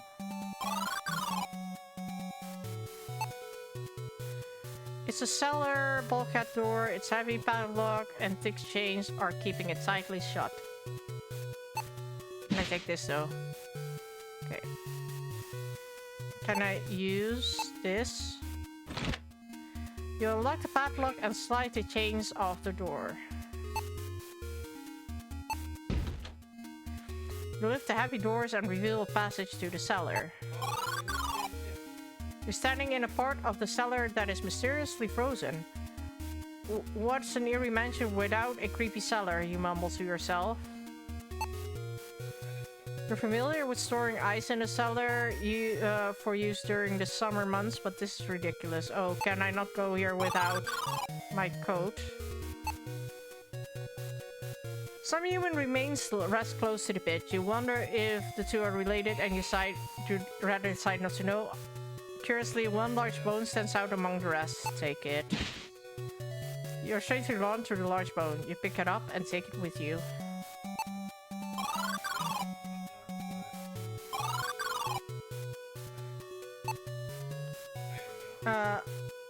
A blood red cover.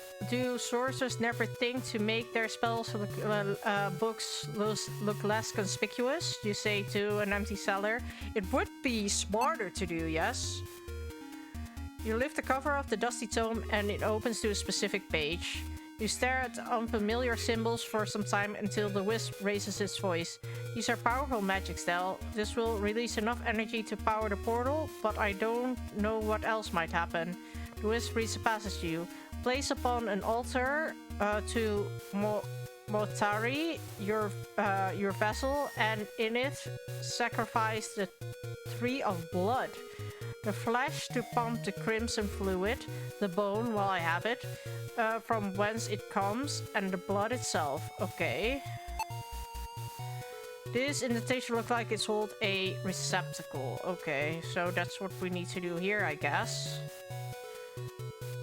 Okay, let's actually go to the mansion and see if I can even open the mansion. You pull the door handle gently at first, then harder, anchoring your foot on the frame and straining fiercely. It doesn't work. There's no opening this door. It isn't locked. There is an unseen force at work here. Use Polly, whatever. So what the Use my shimmer thing. Nope. Okay.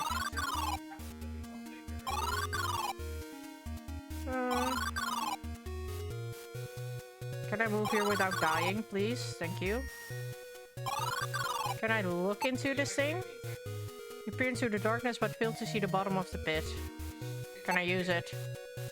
What you expected did not happen. Boo.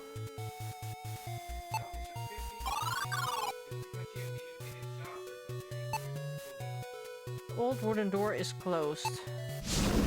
Oh, suddenly a gust of wind sends you stumbling down the stone steps. Bloody horror appears at the top of the stairs.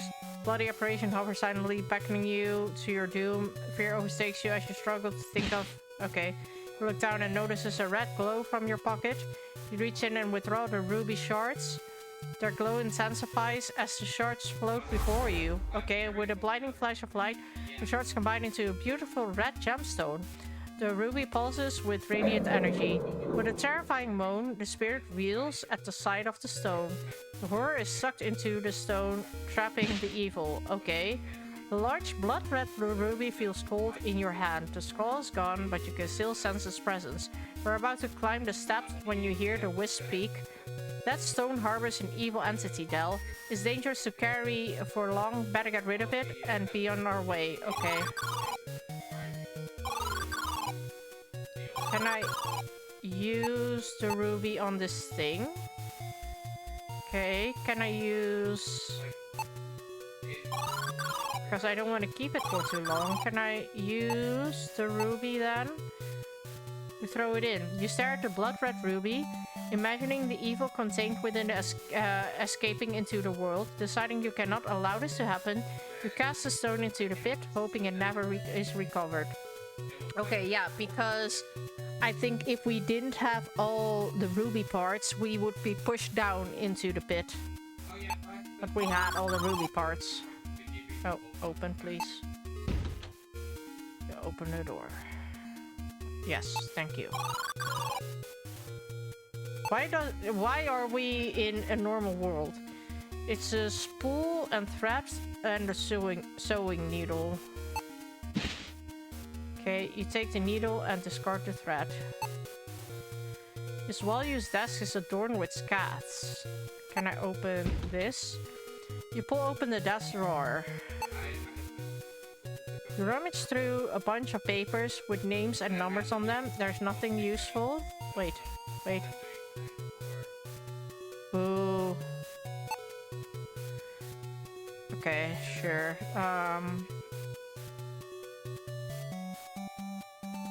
The leather couch has seen better days.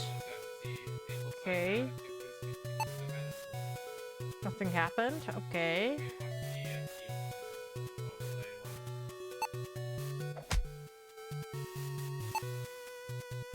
It's a stunning mountainscape. The image is so exhilarating you can almost smell the fresh air.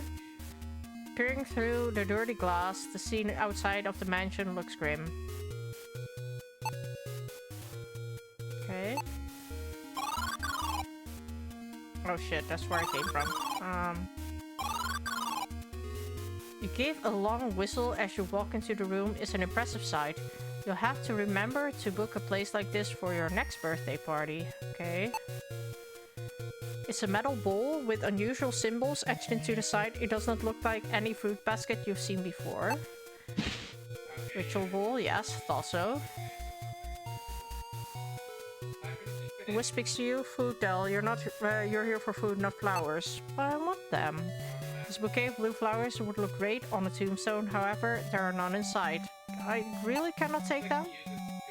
Ooh, okay. It's a painting of a soaring eagle holding a snake in its talons.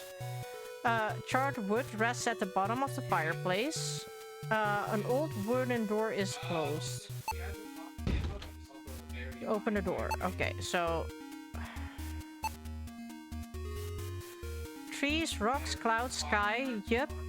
That's a landscape, you say with a tone of pretension. Okay. I'm going to check what you guys are talking about.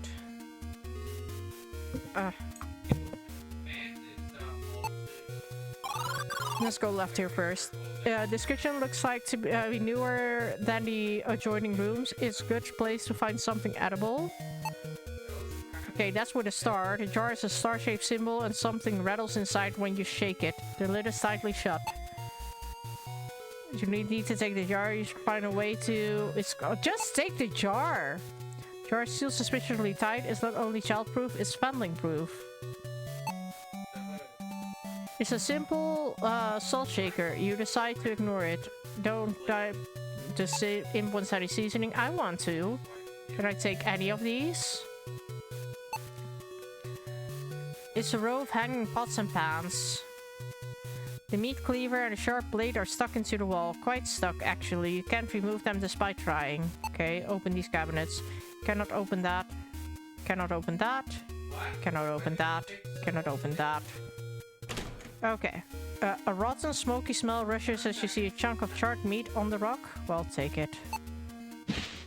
Burnt meat. You grab a chunk of meat to take with you. Now that's an... it's empty. You fail to see where the logs sit in this oven. Yup. Like everything else in this mansion is strange. Something smells yummy in the... Like, it doesn't smell like burnt meat in the house, let's just say that. It's a fine kitchen, but the smell permeating the air is not appetizing. Can I use this thing? Nothing happened. Okay.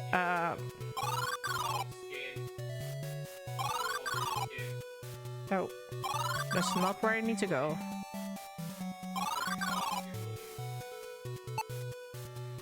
It's a classic chessboard. It has everything you need to play, except for an opponent. One chess piece is curiously out of place.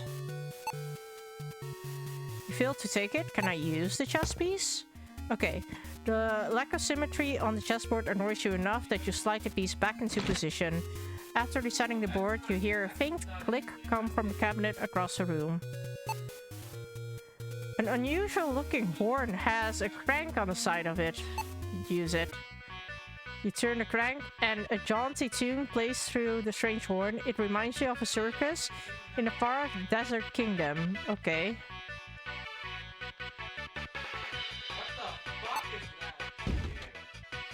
After pulling several of the knobs and handles, the door finally gives and slides open. You reach into the drawer and take the hammer. A games room is an unusual place to store tools, you think to yourself. Best not to dwell on it.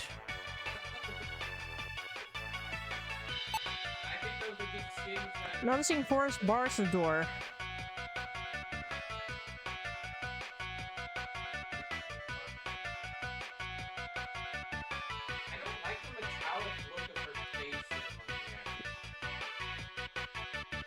Can I use it again? Turn the crank and a jaunty... Okay. Oh shit. Can you do that again?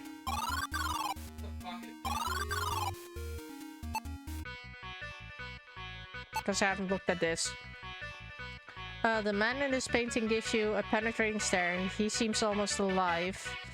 You've seen some unattractive art in your day, but this may be the worst offender. Oh, is he calling her ugly?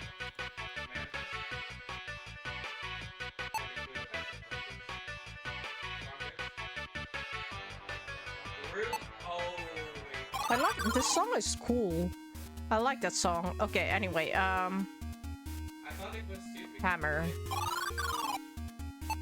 Oh, this is bad.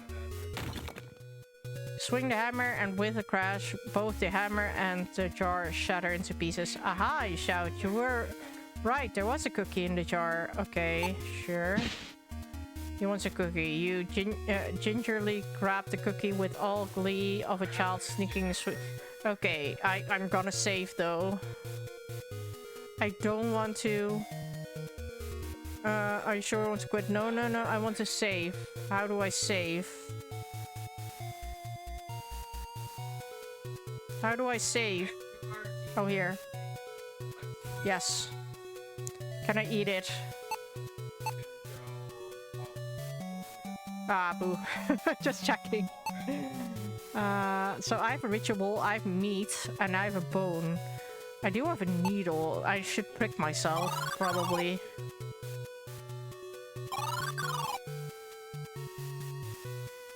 Oh, oops, I went the wrong way.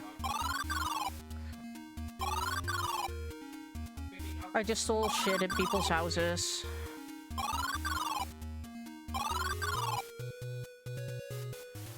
Use the ritual bowl. So we need bone. To drop the bone into the bowl, we need to use burnt meat. And we need to use the needle on self. You grit your teeth and wince in pain as you pierce your finger with a needle. A small drop of bright red blood slides down the needle. Bloody needle. Use the needle. You add the bloodstained needle to the bowl. Blue flames rise from the bowl.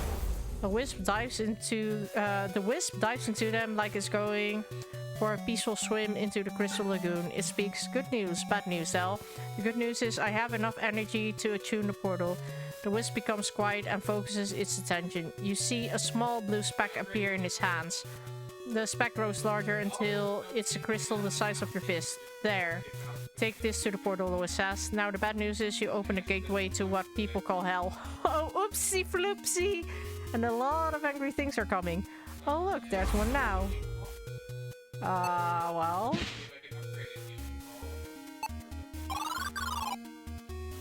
Strange woman appears from out of nowhere. Realize the cavern has become cold enough that you can see your breath. Well, I don't want to do anything. She dressed like a proper lady, but she looks out of place standing in the mud. Looking closely, you see her dress is pristine. She's not standing. She looks more like she's floating. Uh-oh. Do I want to speak? You speak to her. Hello, miss? Yup. She turns around to reveal a face devoid of flesh. She speaks. After all these years... After all these years, you've come back for me, my love. This time you were mine forever. She descends upon you, tearing your chest and face to bloody ribbons. You're dead before your body hits the floor. Thought so. You have died, yes. Thank you. I just wanted to do that. Let's ignore them. Let's... Ooh, the door opened now. Your curiosity got the best of you. You step back into the mansion. The foyer is dead silent. Ah, I love it. Overwhelming evil. A cacophony screams, shatters the silence of all the evil energy of the house. It descends upon you. There's no escape. Their fell presence overwhelms you, and you join the mass horde of the undead that now inhabits the estate. You turn around to see your new master, a horrific blood-red skull, smiling fiendishly at you. Your quest is over. I had to. There's a new door open. I need to look. Also for map completion. No. Rumbling noise approaches you from a distance. You turn to see intensely two bright lights moving towards you. You stare as they grow larger and larger. Headed right towards you. Can I get hit, please? Can I just get hit? I'm curious. Because we don't know what cars are.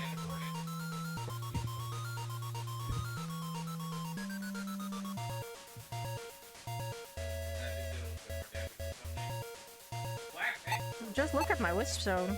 Condensed magic energies, the wispy wonder. Yes. Throw a cookie. It's a large road stretching. Yeah. Oh, I can't apparently. I want to be run over. Yeah, of course. Yeah, you just get the web with the UV. Taking human force. Better. Oh, that's like a fire splash as well.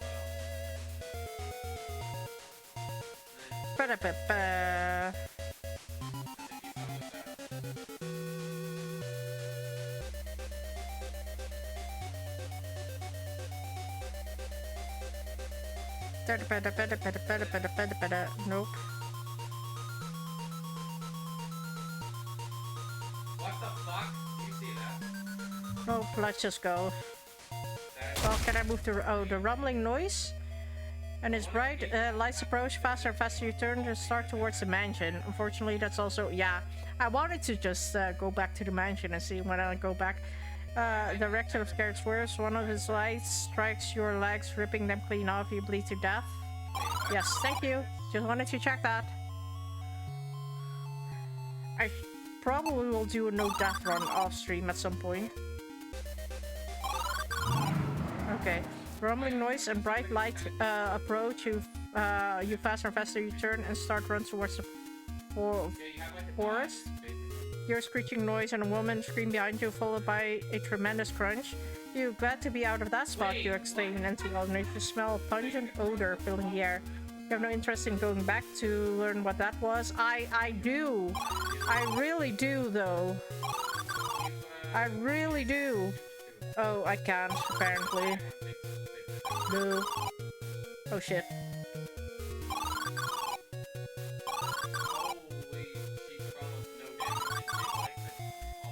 Can I use my wisp zone to the portal? Can I...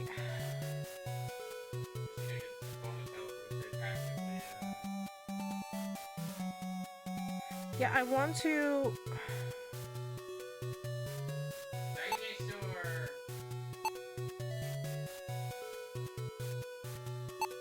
Can I use... Oh, there. Digging your hands into the soil, it removes the clumps of earth. Yes, thank you. That's what I wanted to do. Yeah, you heal and that's not that great to be honest. You kneel in the dirt and place the blue stone in a socket. You hear a gentle humming sound as a portal appears before you. Finally, you shout. One mansion is more than enough to deal with today. Okay. Escape Loch Ness. Okay, sure. You walk out the portal slightly less nauseous than your first trip across space and time. The wisp, however, is strangely quiet and less animated. It does not look well. You turn and face the structure just in time to see the stone inside it shatter and the portal fade. All that for Cookie. Oh well, at least I can get my things from that cursed imp. Yeah, they use their life force or something, you say without a hint of irritation. Can I speak to them? Let's give the Cookie. Okay. Can I look at them? Okay, no.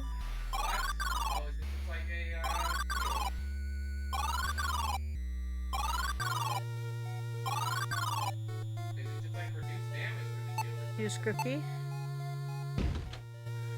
You lay the cookie on the ground. Before you can shout that you brought the food. Imp swipes up your treat. Yum, yum, my favorite. Come inside. Yes, follow. Come catch me. The imp shouts, leaving the door ajar for you to follow. You sigh loudly, not excited by the ungrateful imp or the foreboding atmosphere of the lonely mansion. Okay. Oh, what? Oh. Oh, okay, so you kind of get like the ult. Can I open the door? Okay.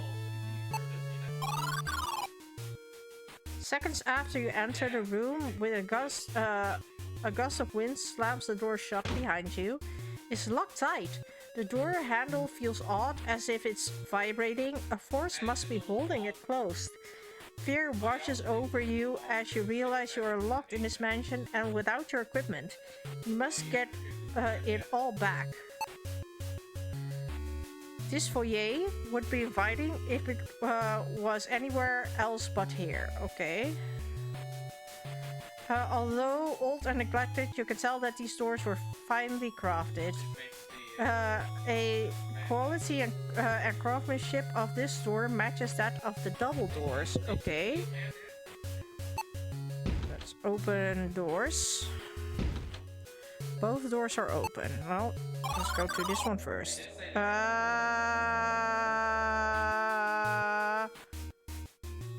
Excuse you? As you enter the scullery, you feel a tightening sensation around your neck, squeezing harder and harder. You shake your head, sensation quickly fading as you emerge from a mental... Excuse you? Judging by the dust covering these logs, you can tell that the flames from this fireplace died long ago. Dried herbs hang from the ceiling. Simple metal chalice sits atop of the counter. It is empty. Take the empty chalice. Okay. The pantry door is locked. I don't know what happened there. Holy shit. That was very unexpected.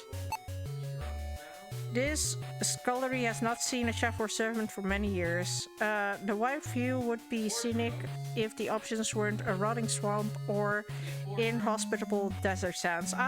Yes.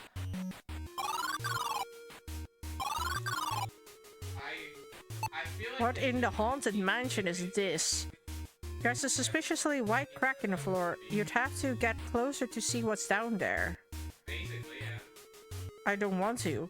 Oh! The dark wood of this door matches the rest of the decor. The door is firmly locked. Okay. The aging door has settled into its frame. It's tightly locked. It is a painting of a beautiful night sky filled with stars. There's a small depression in the canvas. Can I use... Oh, yeah, Can I use the thing? Oh!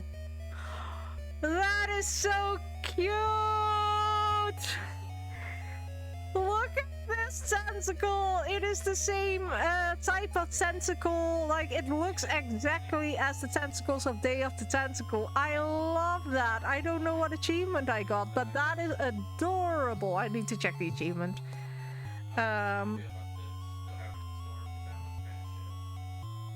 Take over the world? There's the tentacle! Oh, that's like the cutest achievement. I love it. As you kneel down and glimpse through the hole in this floor, your slime tentacle reaches out from underneath the boards. It instantly wraps around your neck and pulls you into the darkness below. What kind of maniac has a tentacle monster in their mansion? Oh, I love it so much. That is the cutest thing. That made me so happy. That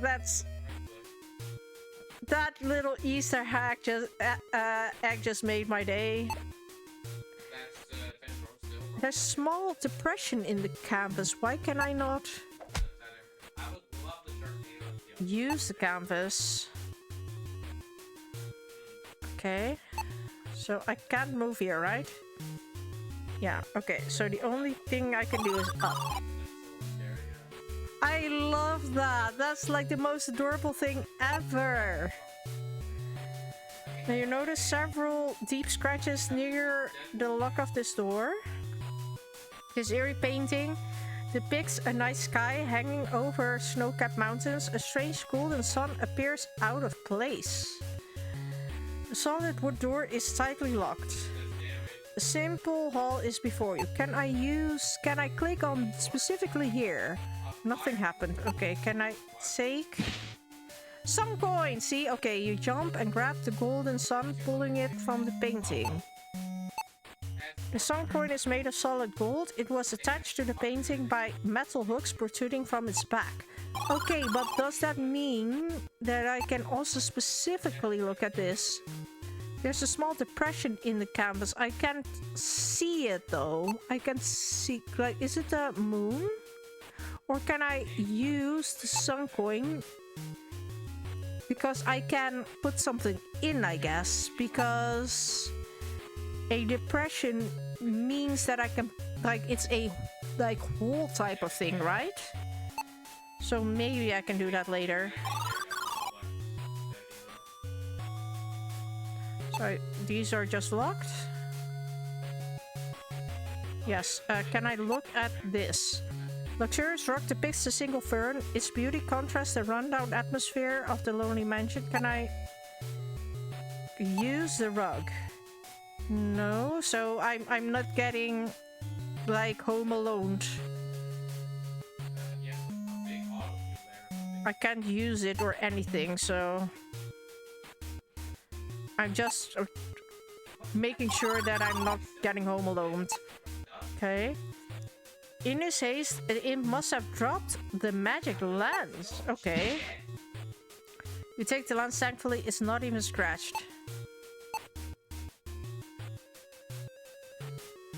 Okay, what if I... oh. Use it here. Okay, no, just checking.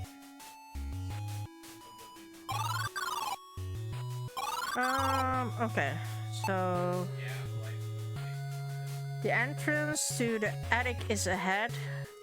You see an unremarkable hallway with a single door at the end. Although the simple design, you can tell this door was built by an expert. It is locked. Well, let's move up. You enter the room just in time to see the imps scurry up the stairs and pull them shut. A shrill voice comes from above. Sorry, Fenling. There's nothing I can do, you see? I'm alone here. I was. An intruder came, yes, and disturbed my home, my peace, and did horrible things. Now the home is angry. It's sulking. Fortune, I saw your ship, yes. I had to make you follow, you see. I had to take things or I'm done. Fix what he did, stop the voices, make my home quiet. Do this and I'll give it all back and more. Okay. Yeah, it is. Your stairs are closed and you have no way in reaching them. You'll need to do what the imp says to get your things. The attic stairs, okay. Oh, that's cool. Yeah, fucking creepy ass house. Well, I like the tentacles, I don't like that creepy... Why is there light coming from there? Strange purple light illuminates the hallway. Something about it makes your hair stand on end. Like there was a creepy woman in the kitchen. You get rain. A small rolled parchment sits up on the floor. Well, can you open the parchment? It will not open. Can you take it then? You failed to take it. What? You get activated it, yeah. Why can I not take it? Or open it? Or oh. Look. You unfurl the scroll, reading a sentence that makes you feel most uncomfortable. Banishing the incorporeal. If possessed with the proper laboratory equipment, bile or blood from a spirit's beloved produces a purifying liquid. Sewage is a discrete source of the samples needed to synthesize a purifier. It will exorcise the spirit from reality. Okay then. I think Storm has definitely... The view of open sky contrasts with the oppressive feeling you have inside this mansion.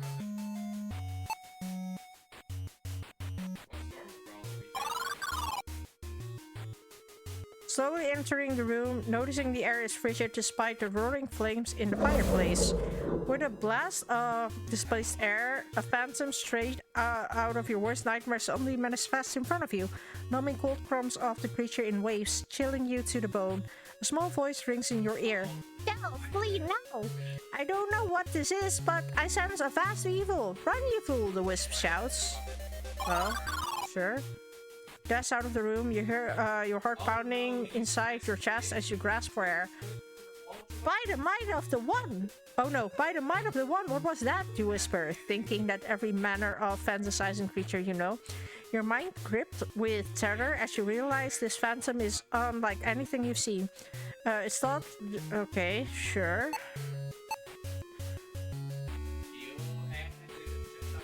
Possessed with proper laboratory... bile or blood from a spirit's beloved. Bile.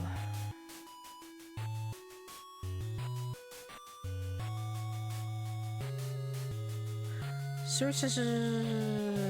Sure.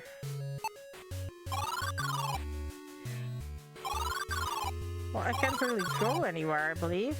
Something catches your eye as you descend the steps. One of the doors is open, not like this earlier. Uh-oh. Okay, an eerie glow radiates from the armor, as metal plates clang against one another as the suit shakes violently. The phantom has followed you. You think you'll not be here to see what happens next. Okay, well, bye.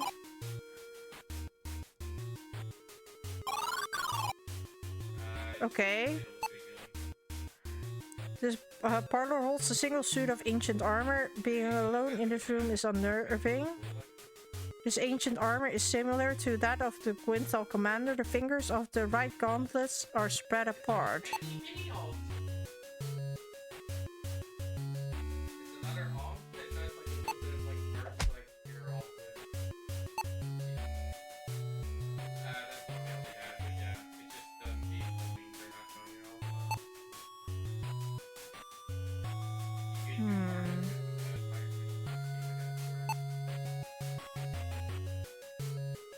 Oh, Spider-Man, you just get the extra stun, yeah. You get the 2 stuns there.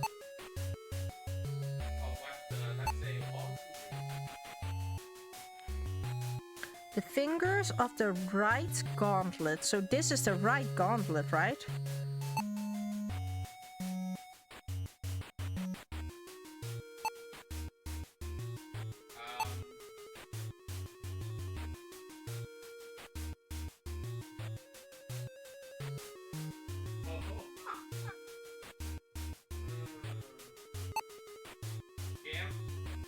Wait, why did he get a shield too? Yeah. Because I assume I need to use the chalice for something. Don't know what to do yet there. Oh yeah, shit, it's locked. I forgot.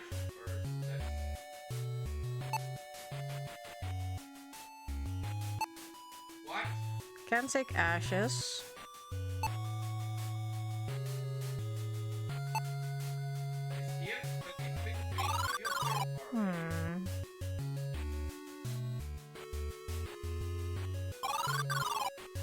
Well, I have to do something there, I guess.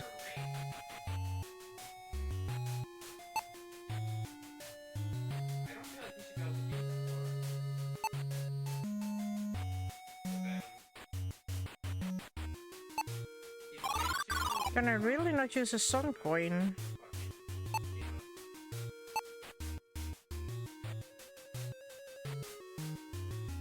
I feel like I should be able to use the sun coin or something.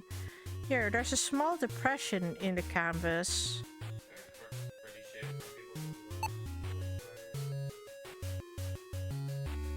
And I cannot use my...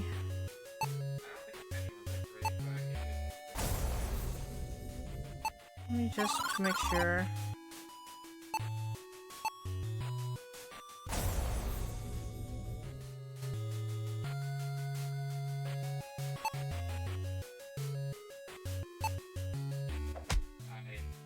No.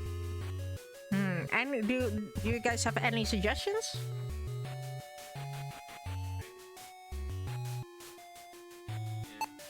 Of a chalice?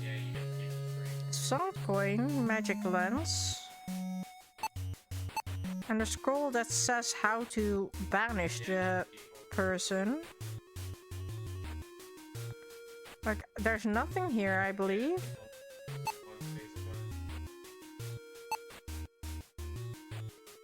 So... I feel like I'd have to do something with this, the indentation. But I need to click on something specific, probably.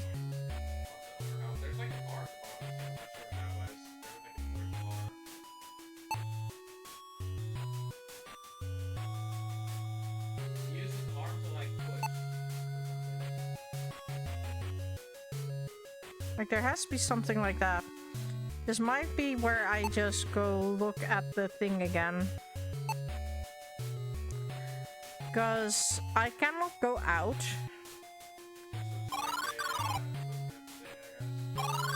The only place I can go is here. And creepy place. Right? Or... Oh, no, it moved. Spotting fireflies eagerly to rip your boots off and place your wet socks close to the flames. With greatness may you realize this beautiful blue fire gives no heat, but you do see it opening beyond the flames. Okay.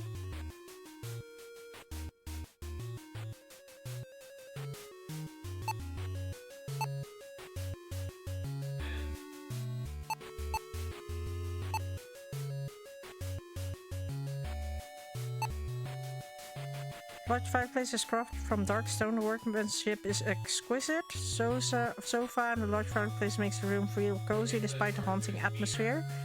Sofa has thick leather cushions and made of solid wood. Must be very expensive. Okay.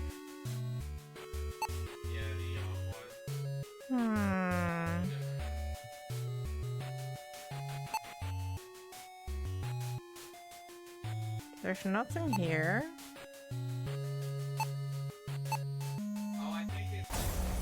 Much shimmer.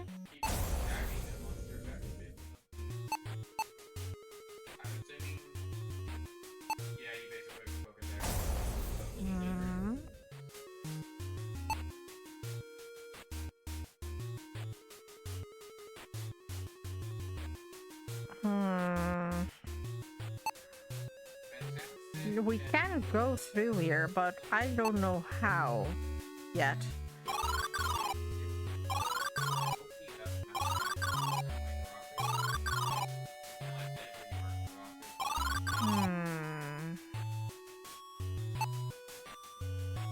Unforgiving desert, yeah. Can I put water or something? Like, I don't have any water. I don't have anything that I can put in a chalice to douse that flame. That is closed off.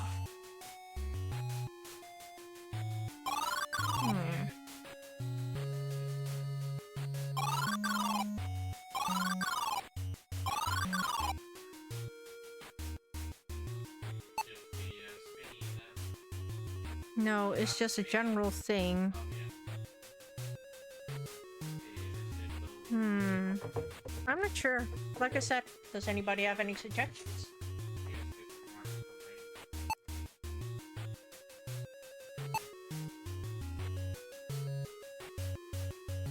Let me go.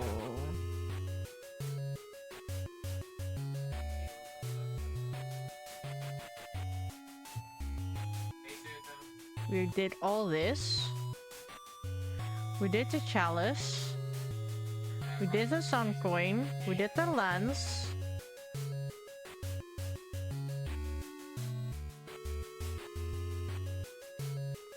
They're basically overhauling the fuck out of the game. Yeah, move through the fireplace. Can I? Oh, I have to just do that. Okay. Never mind. It's just that easy, apparently. This wooden trapdoor is closed. The large barrels have been placed tightly into the corner of the room. You think this was a trophy room at some point? Okay, what's this though? Torn parchment? Okay. Parchment is wedged firmly between the casks. Okay. Oh, okay, now it does say full. Pick up the barrel. Okay. Pick up the piece of parchment. Thank you. This will be helpful for getting around once you get outside this haunted mansion.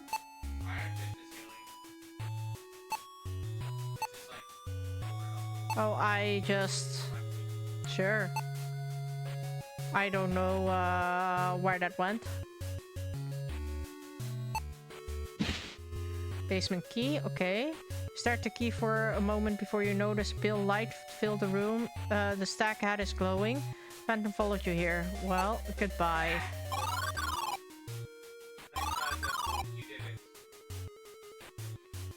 Look at this door. The door is locked with a simple slide lock. Can I use the slide lock? Okay, thank you. Reach up and slide latch over, unlocking the door. Okay.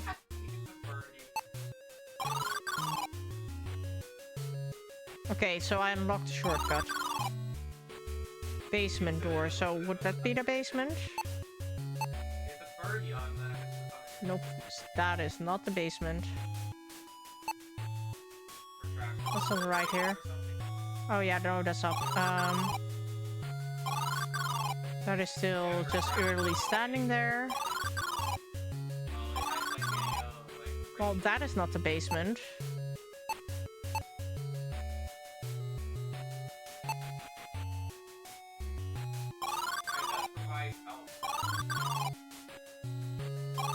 Yeah, I've been here, so there's nothing there.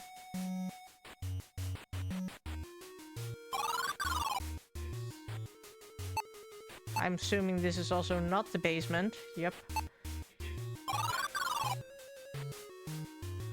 Can I use the basement key on this door?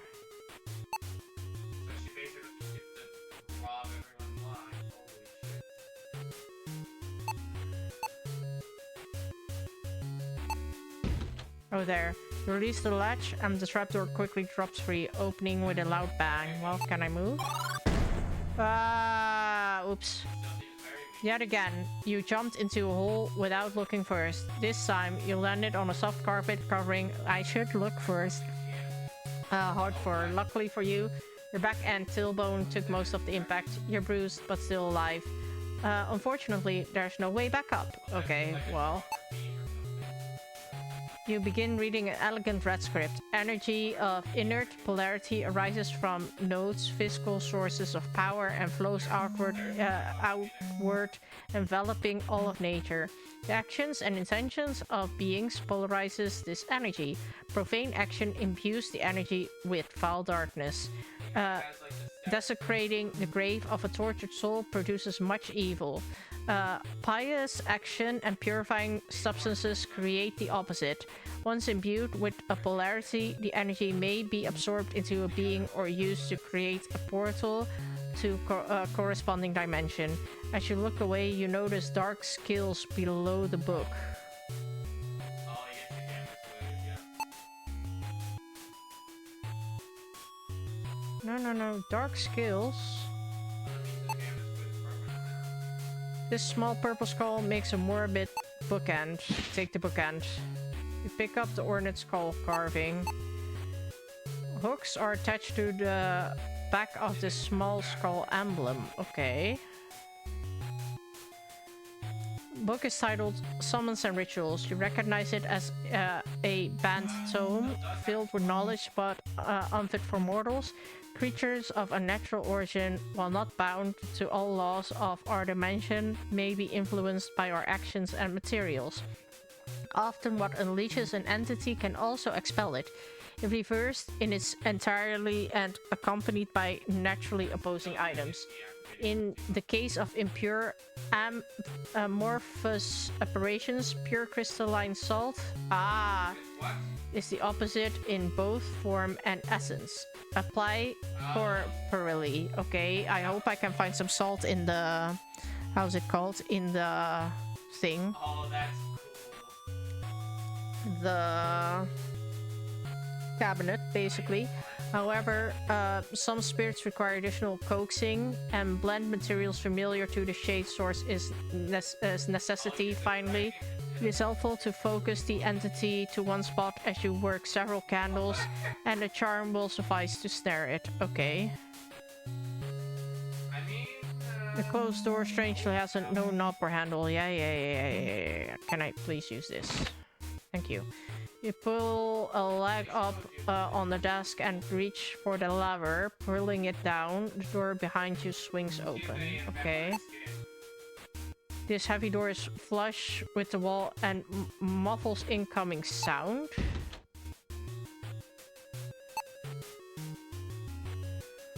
The book titled Summons and Rituals. Yeah. has 550 hotels. There's a book of architectural plans. The text hastily scrawled dwarven language of which you are vaguely familiar. The location proves difficult for obtaining materials and for construction, but the family is paying extra, so we don't mind. Who anyone would want to build an opulent mansion here is beyond me. Something about an invigorating atmosphere. Sure, between a swamp and a desert, yes. You skip the entry titled Temir Mansion Status Update. That's 3 injuries now. The revolving panel, the first floor stair mechanism, and now in what the crew calls the crusher. The crew forgot the wall lock mechanism sinks into the floor. Luckily, the custom door wasn't installed and Will-Mike got out. The plans were for a mansion, but additions make a fortress. At least the end is in sight. Chief Architect Lisa Bryan, whatever. You spy a very old tome on the top shelf. The ink faded and the pages brittle with age. It is titled The Great Upheaval. The history was forgotten. What once was our lands, as we know them, are very young. Much existed well before we planted our roots. A great society thrived, capable of feats we would call miracles. travel to other realities was a commonplace activity. Such power begets hubris, and their boldness was punished.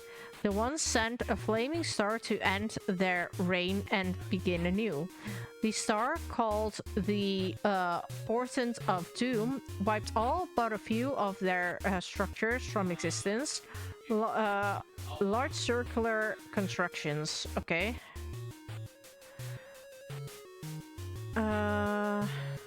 Second development, as expected. Some evidence of ability not atypical for age and lineage. You skip across several pages. 7th, development accelerating. Ability is superior for age. Necromancy proficiency apparent. 13th, development accelerating. Exhibits mastery. Preference for elemental sorcery. Manifesting disaster skill. Weather events. 17th, development beyond measure. Exhibits cloaking of aptitude. Subject is ready to proceed. Okay. Unlike the other books in this library, these are wedged in place and free of dust. They also aren't of the same subject matter. The rest of the books seem quite important. But these are just children's stories and cooking recipes. Quite odd that they were so hastily piled on the shelf. Can I take these? Yeah. With some effort, you pull the books away from the shelf. You see a panel behind is slightly askew. Okay, can I at least take this thing first? Ectoplasm! You reach and grasp the vial of glowing liquid.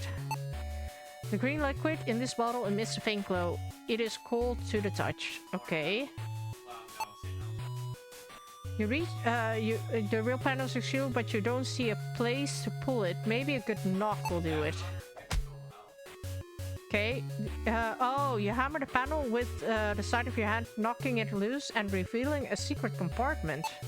Okay, that I need the moon icon. You take the moon emblem. Okay. So this is... So I open this? Yes. What's over here then? Okay. A genius alchemist created this apparatus to combine liquids into powerful potions. Simply pour and pull is how it's used. You heard the alchemist was quite mad, but an artist when it came to designing tools. You can't say you disagree. Realize you don't need the vessel, not until it's filled with whatever comes of this device at least. Okay.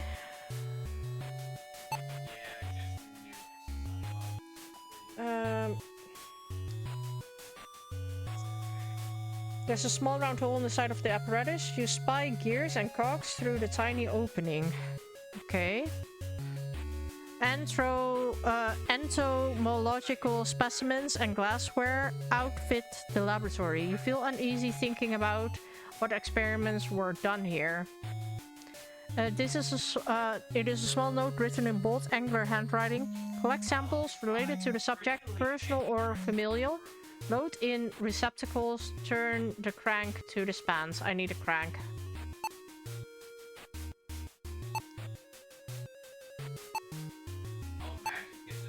Can I use... Oh yeah, you carefully pour the ectoplasm into the apparatus. Okay.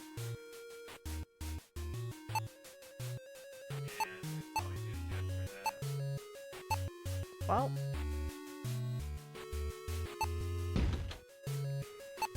There's more. Oh. I mean, I still think Uh-oh. Uh-oh. Yes, creepy as fuck. As you walk towards the grave, a suffocating pressure wraps around your chest. The odor of dirt and earth fills your lungs. The smell clears and tightness fades as soon as it came. You gasp for air, wondering why you felt such a terrible sensations. Okay. Unsettling skull is carved into the tombstone. You see indentations in the eye sockets. Okay. Hastily dug shallow grave lies empty. This corpse, bound tightly in wrappings, is partially buried or partially unburied. Either way, it is very likely it's not its intended final resting place. Okay, you crouch down and fight the urge to vomit as you grab the body and pull it into the grave. Okay. The decomposed corpse lies still in the grave. Okay.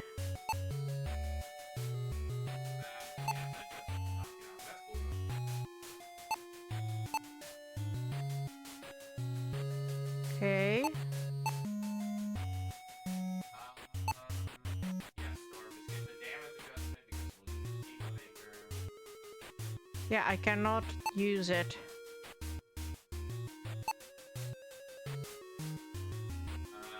Silent gives a little bit of extra bonus health if ammo is on the team. Same with dagger. The dirt must be from the grave, judging from the moisture in the earth. The blasphemous... Yeah, it happened recently, okay.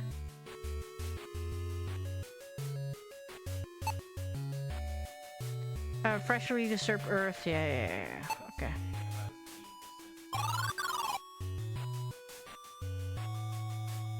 I cannot use this thing yet. Yeah, I need to have a crank or something for this.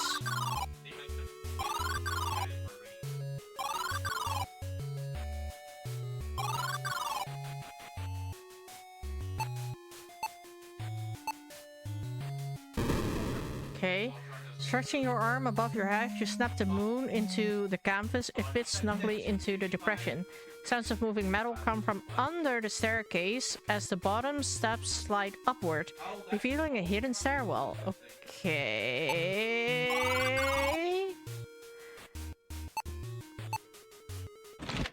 You slide the basement key into the door, unlocking it. As you do, wonder if you really want to know what I know. I don't like this place. I really don't like this place. Take the shovel. Can I bury the dead person? No. I'm quickly trying to do that.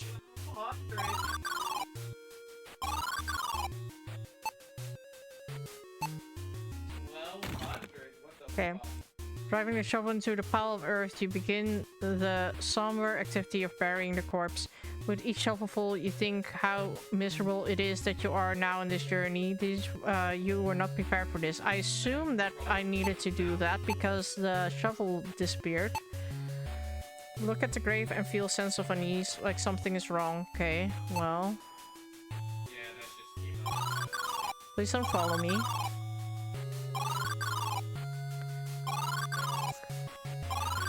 Okay, there are several places here.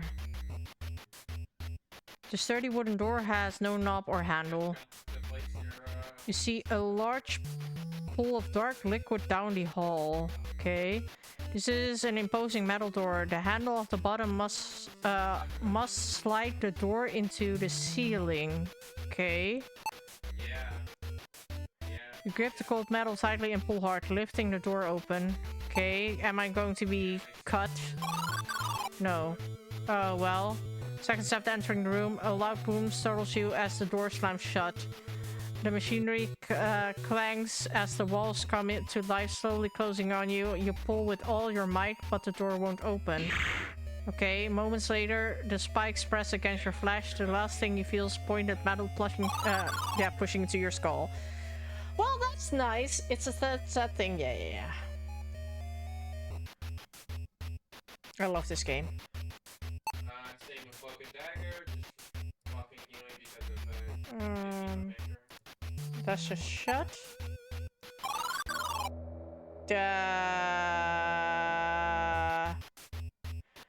Sure! As you walk towards the pool, a sharp pain between your shoulders causes you to crowd and stumble forward. The pain disappears as you stand up straight and feel across your back, looking for a cause and finding none. Like, this shit is creepy and... oh shit. And I actually really enjoy this part. It is absolutely creepy. Yes, babe? You dip the chalice into the rancid liquid, taking extra care, not letting it touch your hand. Okay. There's a scroll sitting at the edge of the stone pool. You pick up the scroll. You open the scroll and see scribbled notes with a dwarven language. One catches your eye. Don't know why they want to hide a failsafe to a compactor, but I don't get paid to ask these questions. Here's how we put it together. The mural's bewitched, so you gotta reveal it. Then put the relief into place. The mural's bewitched. What murals? Then put the relief into place. That'll raise her up. Flip the switch easy. Can you say that again? A babe, they're breaking rivals. Yeah, how are you guys? Just a lot of changes? Like, what is... Like, what? So, Jubilee's a strategist? Yeah, that is a healer, right? Yeah. So I already guessed that. So the sole person that they revealed is Jubilee, and what are the changes? Can you tell me? There's a key here. Bedroom key. You tiptoe along the edge of the pool and snatch the key from the mouth of the gargoyle. As you inch back down the pool, you notice the room growing brighter from behind you. The phantom is here. Well, goodbye.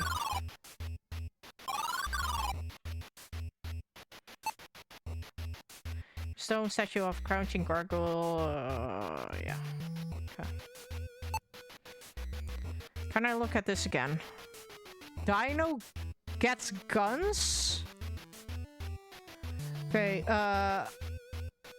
team-ups are completely different. Short answer, every character gets 2 new abilities, which they pick 1 from. Every hero has 2 per... Well, okay. Well, I want more healing, or so. It sounds weird. It sounds really weird. We'll see. When are the changes going to happen? You open it for... don't know why they want to hide a failsafe to a compactor. I mean, the compactor is the thing that squishes, I assume. The mural's bewitched, so you got to reveal it. Then put a relief into place. What mural? What compactor? Is the compactor...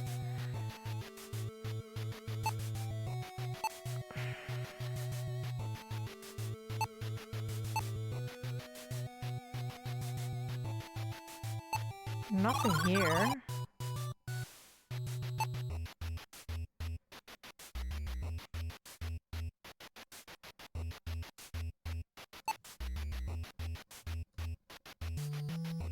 Like, I can't use it here because... Yeah, this just immediately happens. Yeah, sure. Upcoming Friday, do we need to then play more comp, Steven? I can't hear you, so you need to message in chat. Where am I going?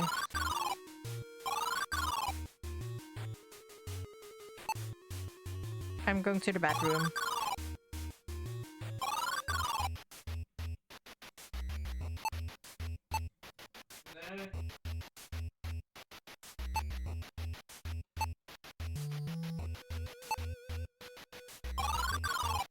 Where? Oh shit, I'm going the wrong way.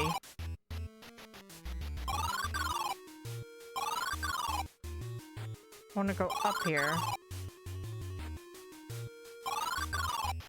No, that's the secret stairs. Can I...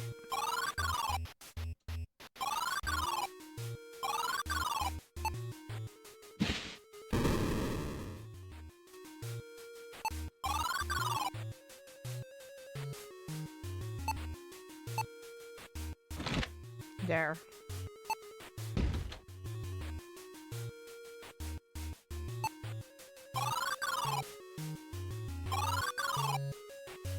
Wait, where was the laboratory again? It was downstairs.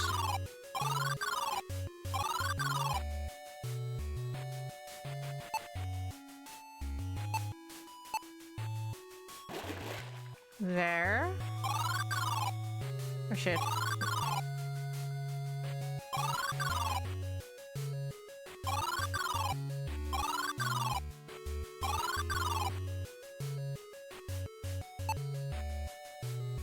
Despite being coated in a heavy layer of dust, you can see your reflection in the silver. After a few moments of being transfixed on the mirror, you realize you feel something odd about it. You snap out of it when you realize there's a slight draft coming from behind the mirror.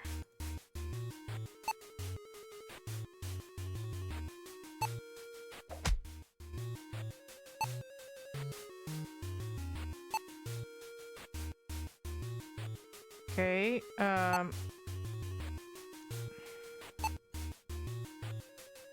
you narrowly squint and swear you can see something under the bed. The bed frame sits low to the ground that you can't even reach under there. Okay. You grab the corner of the bedding and pull it off the mattress with a quick tug, tossing it on the floor. H scroll. You begin reading the scroll. If apparitions you seek, ensure you won't flee. Adjunct spiritus you speak, and they'll be. Okay.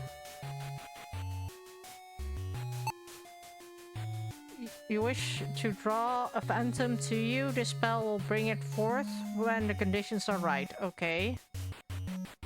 I don't want to, but...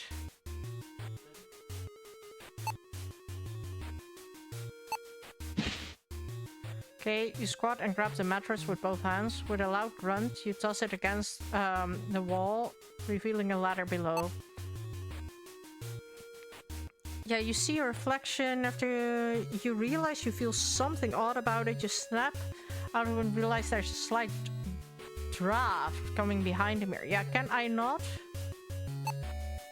take the mirror? Can I not use the mirror? Can I not open a mirror? Can I not close the mirror? Can I not hit the mirror? Can I not speak to the mirror? Nope. Can I not use the skull on the mirror? Nope.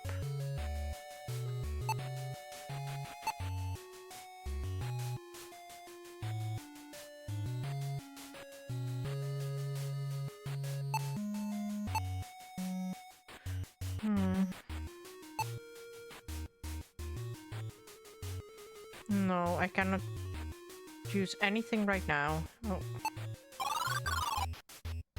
Okay.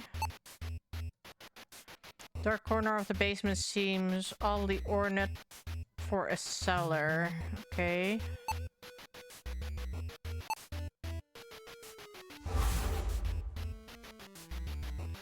You hold the lens up towards the mural and peer through the glass. The holy image fades and the mural reveals its true form. Okay. Sure. The ornate peaceful mural has morphed into a ghastly reaper.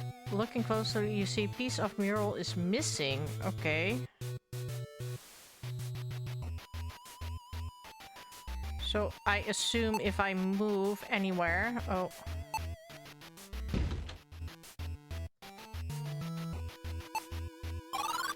Things will want to murder me. Okay, I opened shit.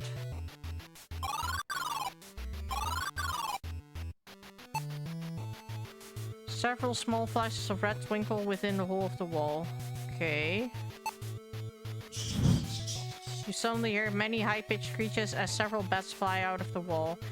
They speed fast in a flurry. You are shaken, but very much unharmed. Okay. The final resting place of this skeleton is a small space hidden behind the wall. You shudder thinking about how it got here.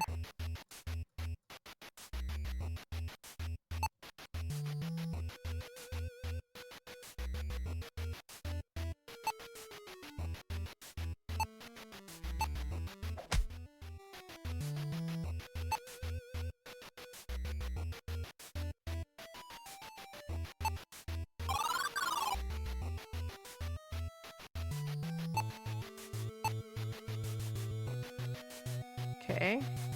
You push the skull emblem into the mural. It's perfect fit. You hear faint sounds coming from behind the wall.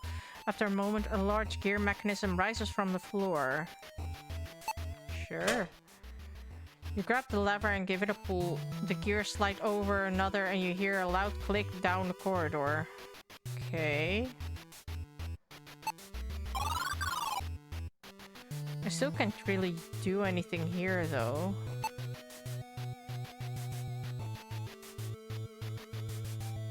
But I think that fixed the mechanism that was trying to kill me. Oh shit. Wrong way. No, wrong way.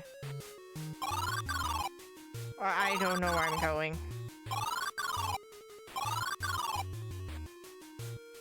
Where am I going? I don't know. There.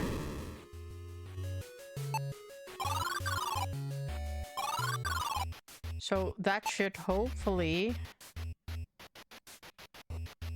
stop the mechanism here. Exactly. I have no idea how many people's blood stains in the spiked walls of this torture room. Okay. Sure. See a part of a purple object attached to the door, but it's too high to reach. You wonder how to get it down. Okay. I need to get that down. Close the door. Yeah. You jump and grab into the metal bar, pulling the door shut with your weight. Shield. You reach out and grasp the shield on your door. You pull it with all your might and land right into your rear when you realize it wasn't securely fastened in place. Luckily, no one was around to see that unless that ghost saw you. Let's not think about it. Okay, can I open the door again? So, does that go to the night?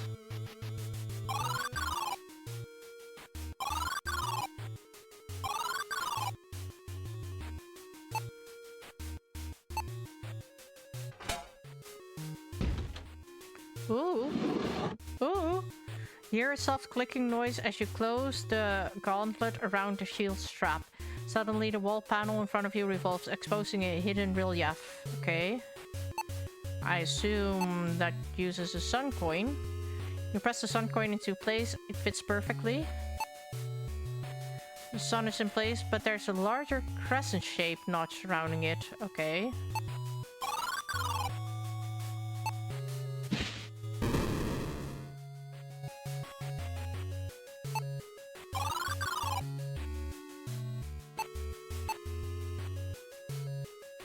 Okay, you reach up and place the moon into the relief. It locks into position with a satisfying click. Red jam. You place a red jam in your pocket. This pale red jam is fashioned into an exquisite round cut. Do I use that on the grave?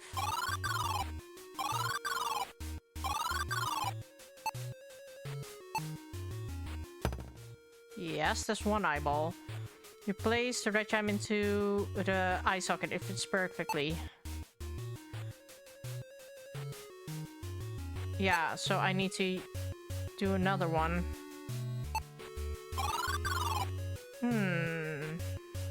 So what else can we do? Where haven't we been? Because we did this, so that's done. Still haven't found anything for an opening here. For the pantry door. I only have these things.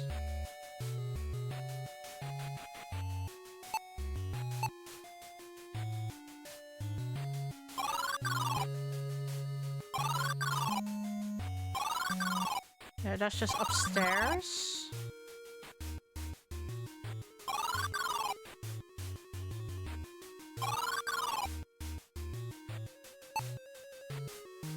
Yeah, there's nothing there. There's nothing here.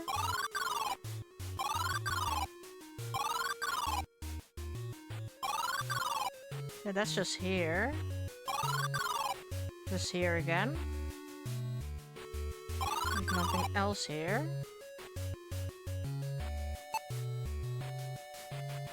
Yeah, there. I don't have that. That needs to be in the crevice.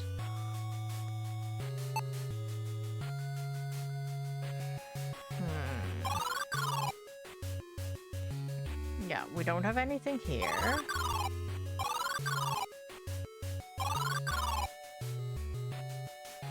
So that was the laboratory. Well, here's how you get back to the basement. This is something. I cannot take the pillow. Like, how do I use this? There has to be a way to use the mirror. There is something behind it or whatever.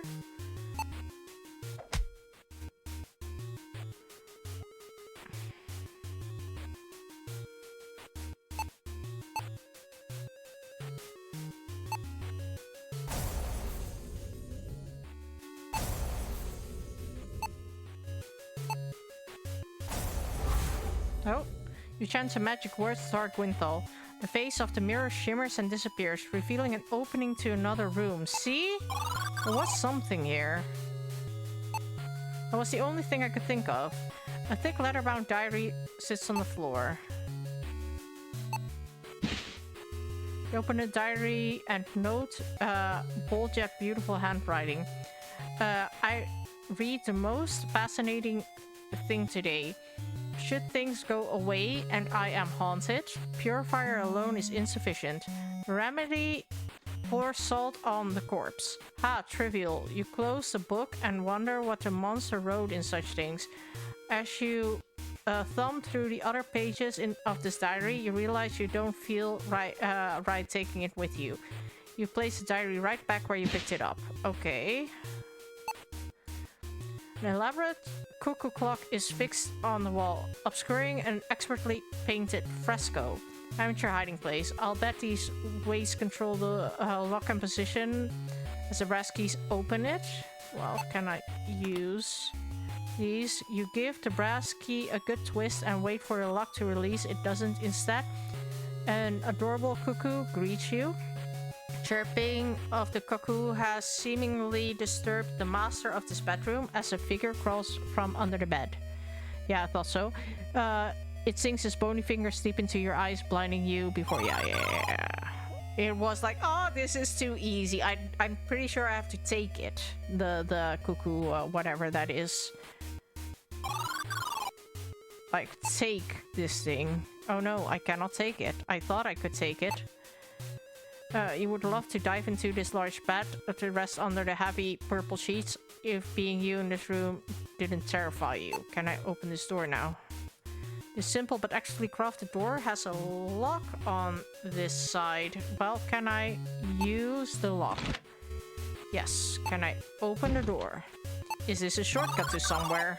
Yes, I thought so. Okay, but what helped? Like, nothing helped me here.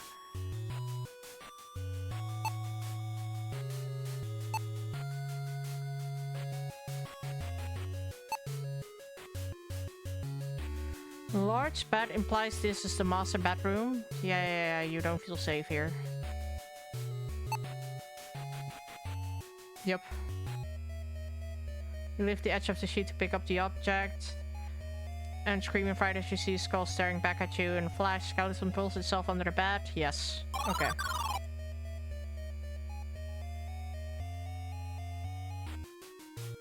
Anyway, what do I do there?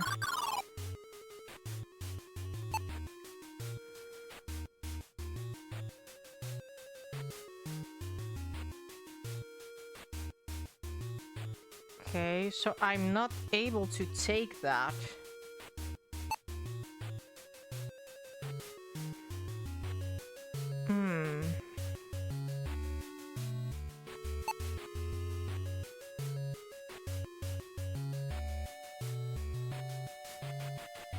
Yeah, it's specifically this, and then the thing comes out. So, no. What do I do here?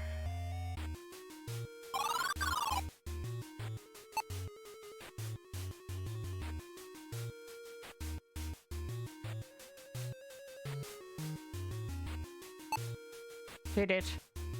Oh.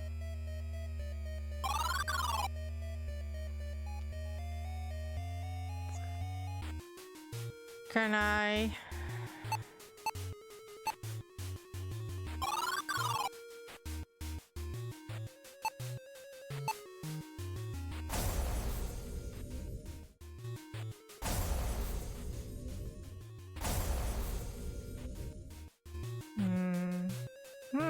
I don't know. Do you guys have any suggestions? I don't know what to do here. I opened this. It gives more hints about to salt. I already knew that.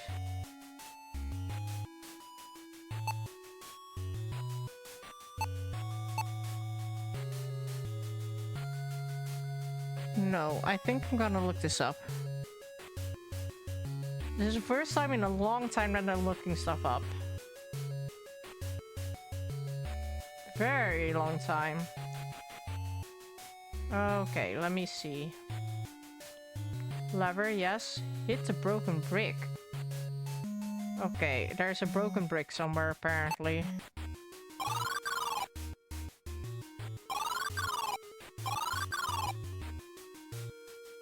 Oh wait, I need to go up for the dungeon.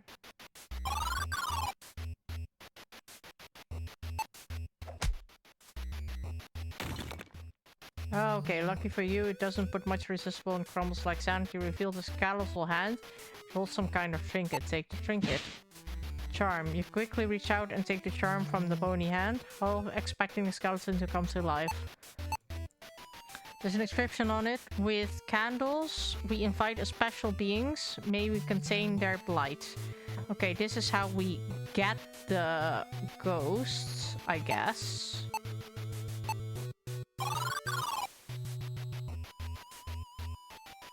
Or something.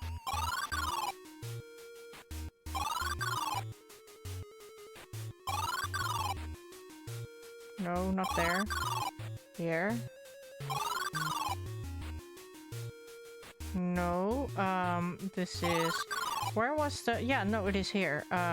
Use the charm on the thing, yeah. You lay the charm down in the circle candles and back away. With seconds, a magical symbol appears on the floor. Your trap is set. Now to call the Yeah, I'm not doing that right now.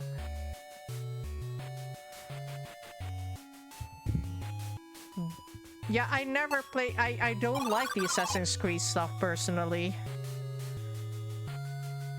But I'm not a, yeah, Assassin's Creed person. Michael is. Let me see. So that I did. Moon item, bedroom key, move east. Age scroll, use bed, move down the ladder, use magic lens on the mural. Yes, that's all I did.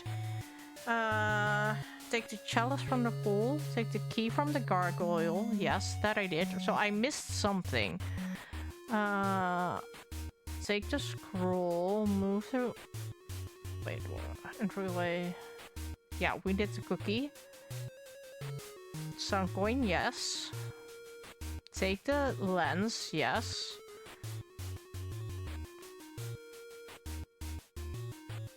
Sitting room, move through the fireplace, I did. Use the hatch, yes. Barrel, I did. Take the parchment, yes. Take the key, yes. Open, move, yes. Take the bottle, yes. And skull, I did. I did all that. The moon icon I have. Moon icon on the painting on the west wall, yes. Basement key.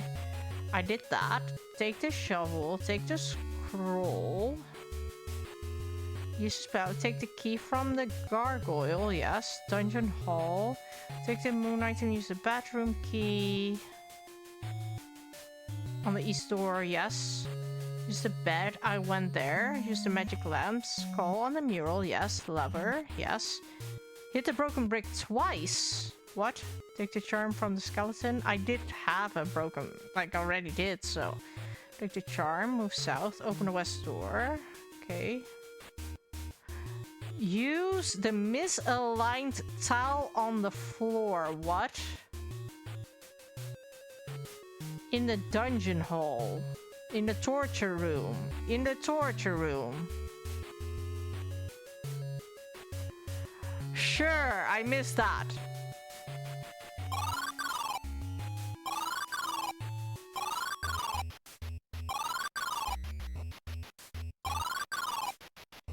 This. I missed this. This cell appears to be slightly misaligned. Yes. Take that, please. Take the handle. Yes. I don't have any salt, though. I don't know where to get salt.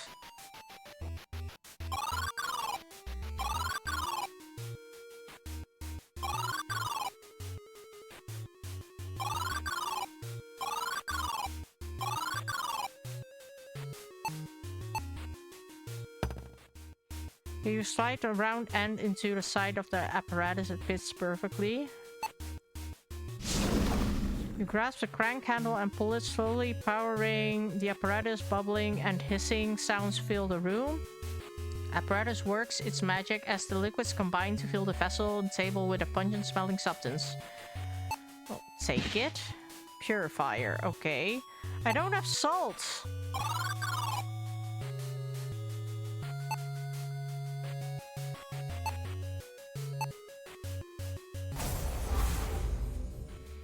Taking a deep breath and stealing your nerves. Black Flag is the best. Yeah, I just... It's a lot of fetch questing for Assassin's Creed. At least the old ones that I can remember. Taking a deep breath and stealing your nerves. You say the words, add experiences, and wait for something to happen. A familiar wave of icy air hits your body. You shiver from cold and fright as the phantom appears before you. Okay.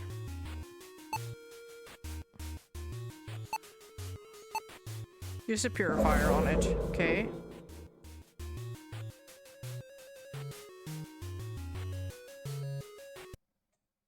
Gathering your courage, you scream, "Begone, monster!" and throw the foul-smelling liquid at the phantom. Its form begins to dissolve and lets out a horrifying shriek that leaves your ears ringing and your eyes watering. Taking a deep breath, you look around the room. A sense of unease fills the air.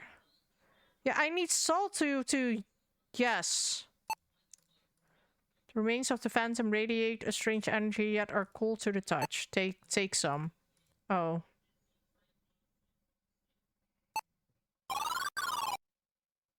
Why is everything so quiet? What happened there? The imp's mangled body is cold and blood has pooled in the vivid splotch. Oh no! But the skin of it has been dead for some time. You feel responsible for its death. That the outcome is entirely your fault and only you had done things differently. Oh no! Yeah, how was I I don't... Finally, as you take your things, you know more hardship is coming, but you feel good. You lift your back, your head begins to pound violently. The nape in your neck tingles. Your neck sounds like gentle whispers within your mind. You cannot make out words. I'm out of here, you mumble as you leave. You don't care anymore, and you never want to see this place again. Pantry key. That's how I get this, though. Poor imp.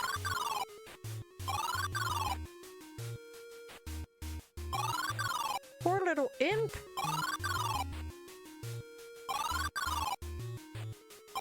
How do I go to the pantry?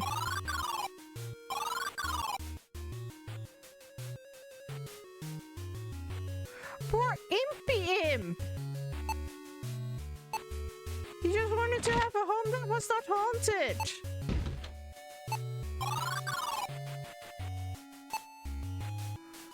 Once fine dinnerware plates have been reduced to shards of broken ceramic. Peer at the jar and notice a single floating eye looking back at you. Ah, you say, recoiling from the specimen. Light reflects dimly off this yellow stone. Despite the color, it is identical to the red stone you used on the portal. The yellow stone gives a strange sense of deja vu. It reminds you of the red stone. Okay.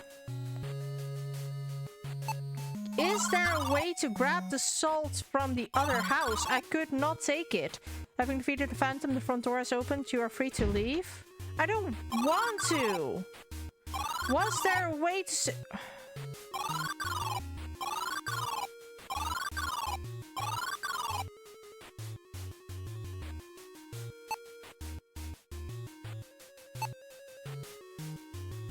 Poor baby. Is there a way to save him?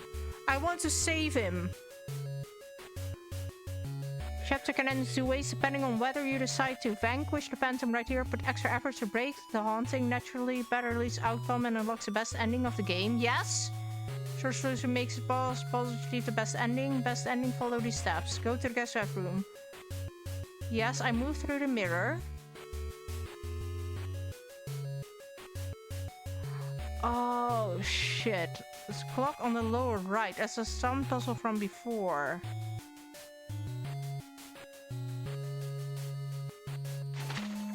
Oh, I have part of the map. I did not see that. I don't know where to get that. How do I reload that though? I really want to... Poor thing. It's a long time ago I saved though. What?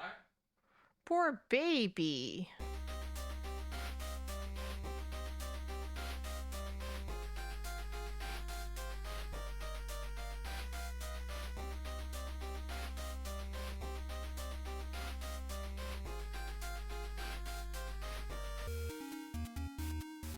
Yeah, this is the last time I saved. That was in the thing. I could not grab the salt. Why do I look like a different color than you when I'm probably the same color? That's so sad. I really want to save him though.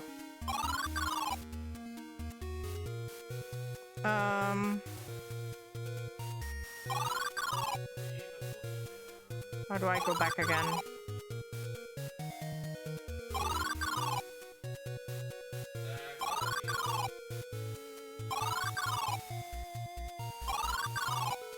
Need to use this stuff at the altar.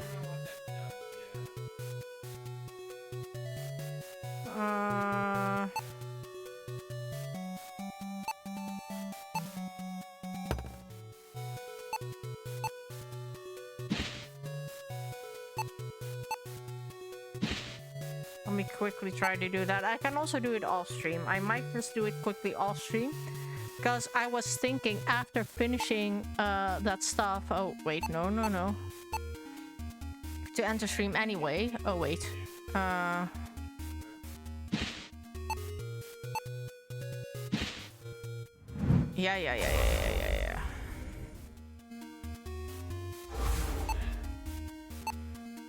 Poor baby. Please don't kill yourself for me. Yeah, okay, we're ignoring that.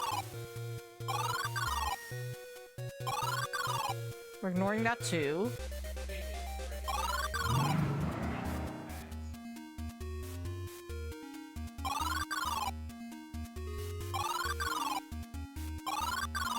Okay, let's see. We're just gonna go quickly through this. I should remember most of the things.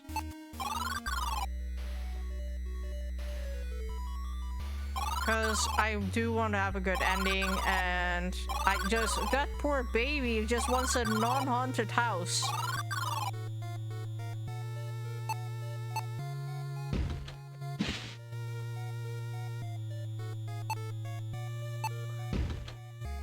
Okay, we're gonna save from here though.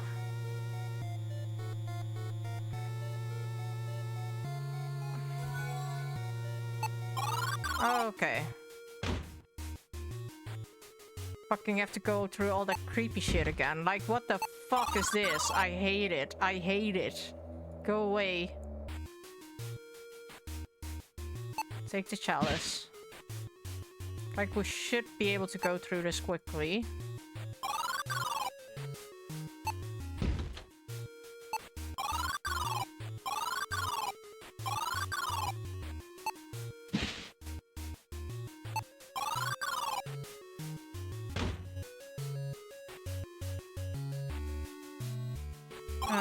Go here.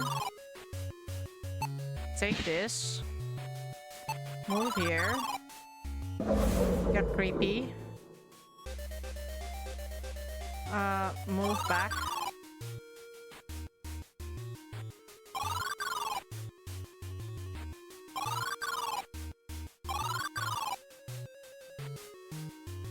Go here. Go back. Go back to the thing. Move through here. Use this. Take this. Go away. Take this. Open this. No, use, sorry. Use. Open. Use. Look first. Okay. Move here. Yeah, I watched. Use this. Take this. Take this. Use. That may be before burying the thing. The body. Yeah, so you have no clue, like, Use the ectoplasm on this.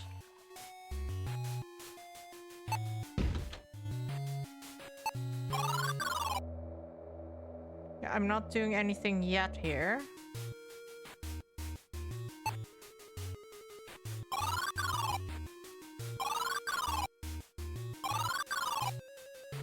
I didn't find any salt, so... Oh, wait. Take the sun.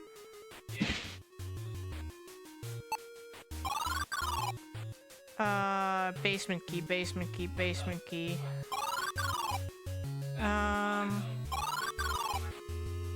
What was it again? Or was the moon thing here when I moved it?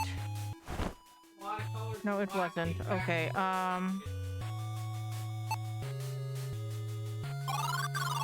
I need salt.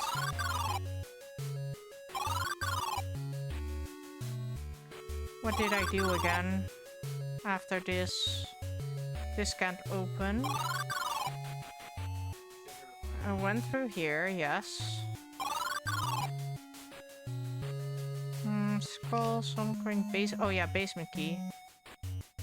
Oh no, basement key was after getting the moon. How do I get the moon again? I forgot where the moon is. Oh yeah, no, I remember.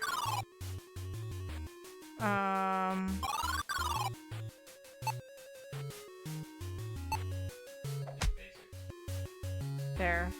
Take the moon.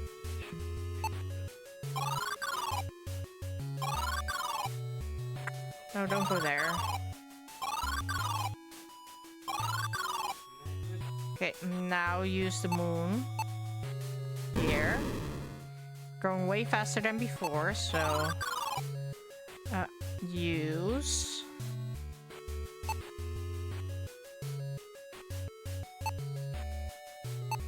Oh wait, basement key here. Okay, let me save again, just to be sure.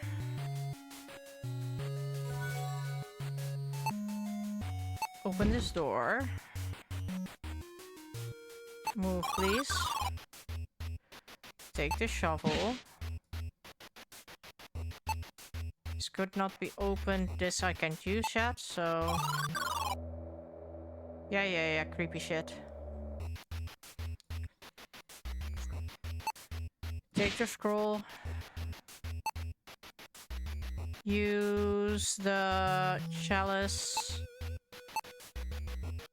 on this. Take this. Run the fuck away.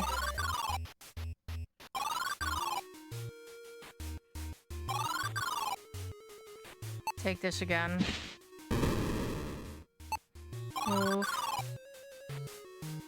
Use the bedroom key here. Open the door. Move inside. Use the bed. Take whatever this is. Use this again. Use the H scroll. Oh no. Can I look at the H scroll? There. Can I use...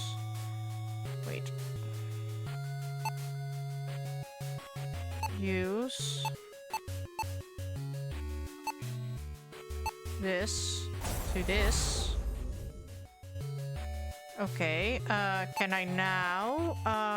let me see, what was it? Look at the map. Yeah, I do have the map, and there's a thing here, so... I did not even look at the map.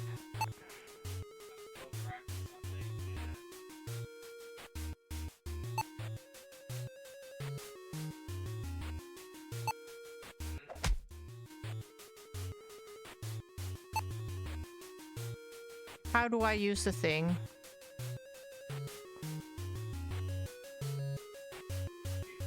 Yes. Note at the clock. Yes. Use weights under the clock. Oh.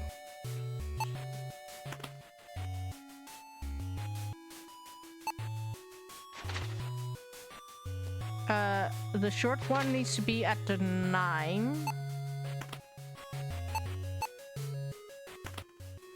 And the long one needs to be here.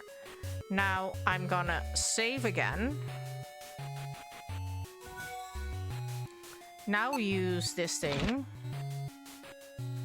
Okay, you hear, you twist the key and hear a sweet clicking sound of a lock coming undone. The clock face swings open, revealing a brilliant red gem. Okay, so take that. So I have the other red gem. Open this door. Use the lock, please. Okay, move backwards though. Move in there. Use my magic lens on here.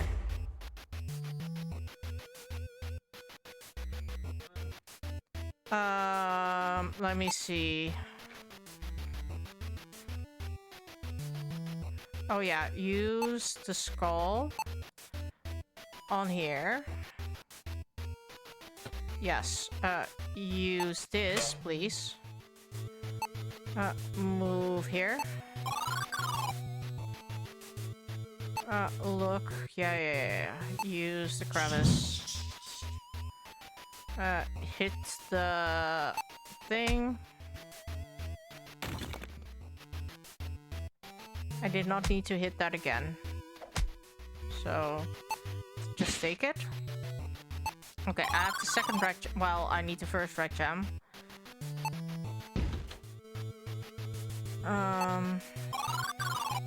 Now this is open. I can open this. I can move through here. I can use this. I can take this. I can use... Well, close the door. Open this. No, take this. Open the door again. Okay, and we're gonna save because they're constantly talking about salt and I cannot find salt anywhere. I do have every ingredient to like take care of that body though, so yeah. Okay,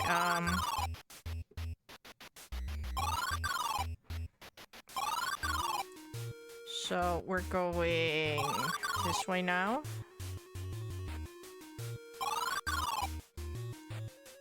Give the shield.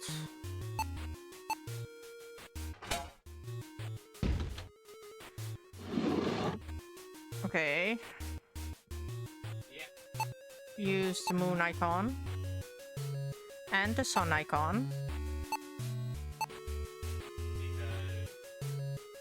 Take the other gem. Save.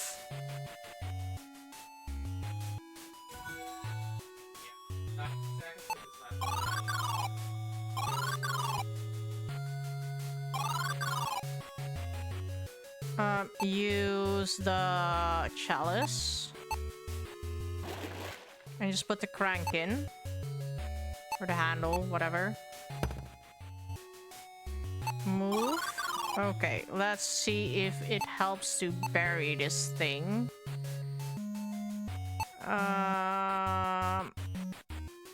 Use the shovel. I completely forgot about the red gem stuff. Use.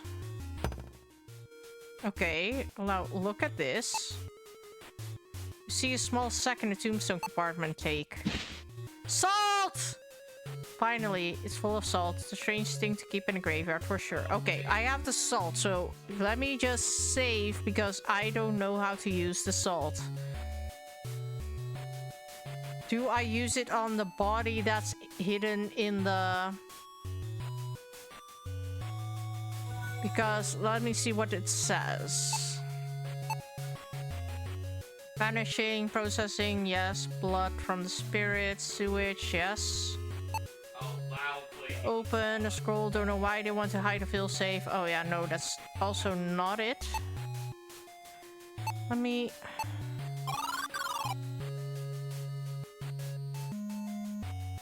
I'm not using the salt on here, right?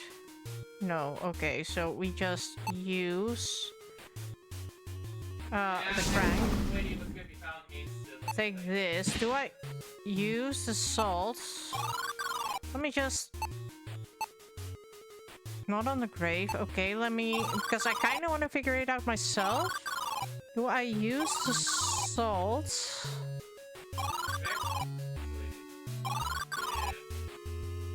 on the body that I found. No, it looks like kids, but No, let me just read it then, because I don't want to have this go wrong. it's at least a little doable now.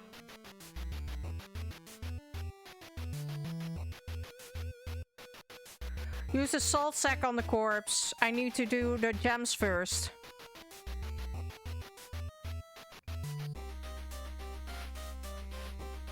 Oh shit, when did I save? Better than you. Ah shit, I used it too late. Okay with my spot, but I could definitely... Yeah, no, I should have used the salt sack first. Shit, and I don't have my save anymore. So I'm gonna start over. I think I'm just gonna start over before stream, do everything, make sure that the salt sack is in place, and basically get ready then, because I have to start completely over. I should have read that before. Like, I wish there were multiple save things, basically. Because there's a point of no return.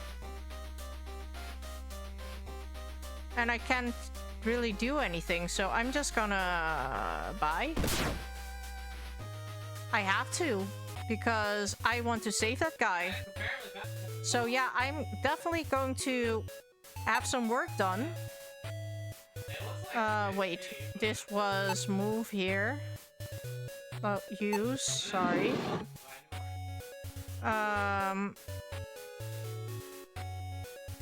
Use.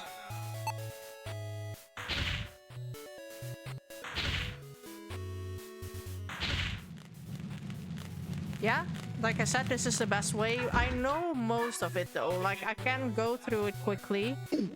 Should take me like only an hour or something, basically, to I can get Minotaured now though. I haven't been Minotaured yet. Oh, I haven't been this either.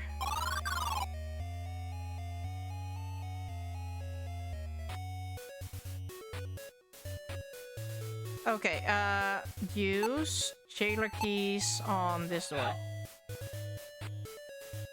Wait, close this door. Yes. Okay, move here. Holy shit, that was a high-pitched laugh. Let's move and say hi to the Minotaur. Yes. Okay, but I'm definitely going to save here and end the stream. Like I said, unfortunately, there apparently are things that are no return in this game. But like I said, I want to save that poor guy. That poor guy, like I said, just wanted to have a non-haunted house. So yeah, that's it for today. I will be back at that grave with the salt pouch on the freaking body. So yeah, I should just be back on Friday. I'm also tomorrow on Doc's stream. I have a raid stream takeover at his stream, so we're gonna play how's it called, weird Pashans. Weird Solitaire. How is it called? Solitaire. Solitaire. Forbidden Solitaire. So we're gonna play that. Don't know what it's about. We'll see there. If you're curious as well, see his stream tomorrow at 8 p.m. Central European Summertime. Yeah, like I said, I will quickly go through the game and like grab the freaking salt and be back at the grave on Friday. So I will, like, I was hoping that I would I wanted to quit around this time anyway, because I wanted to like finish the haunted house and then end the stream, because that would have been a good ending point before going to the desert. You can, But put the Steven is loud. thing. But yeah, like plans have changed a bit, so we're just gonna give a raid out to Games Done Quick.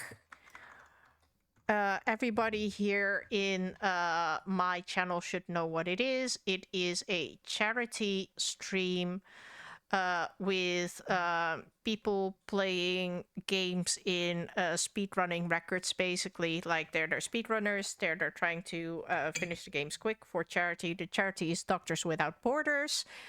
And yeah, you can choose to donate, just watch, because it is like amazing to see games being beat that quickly. I love watching speedruns, so I love watching GDQ. So please enjoy your time there. Don't forget to be kind to each other, and yeah, have a good night, guys. Bye.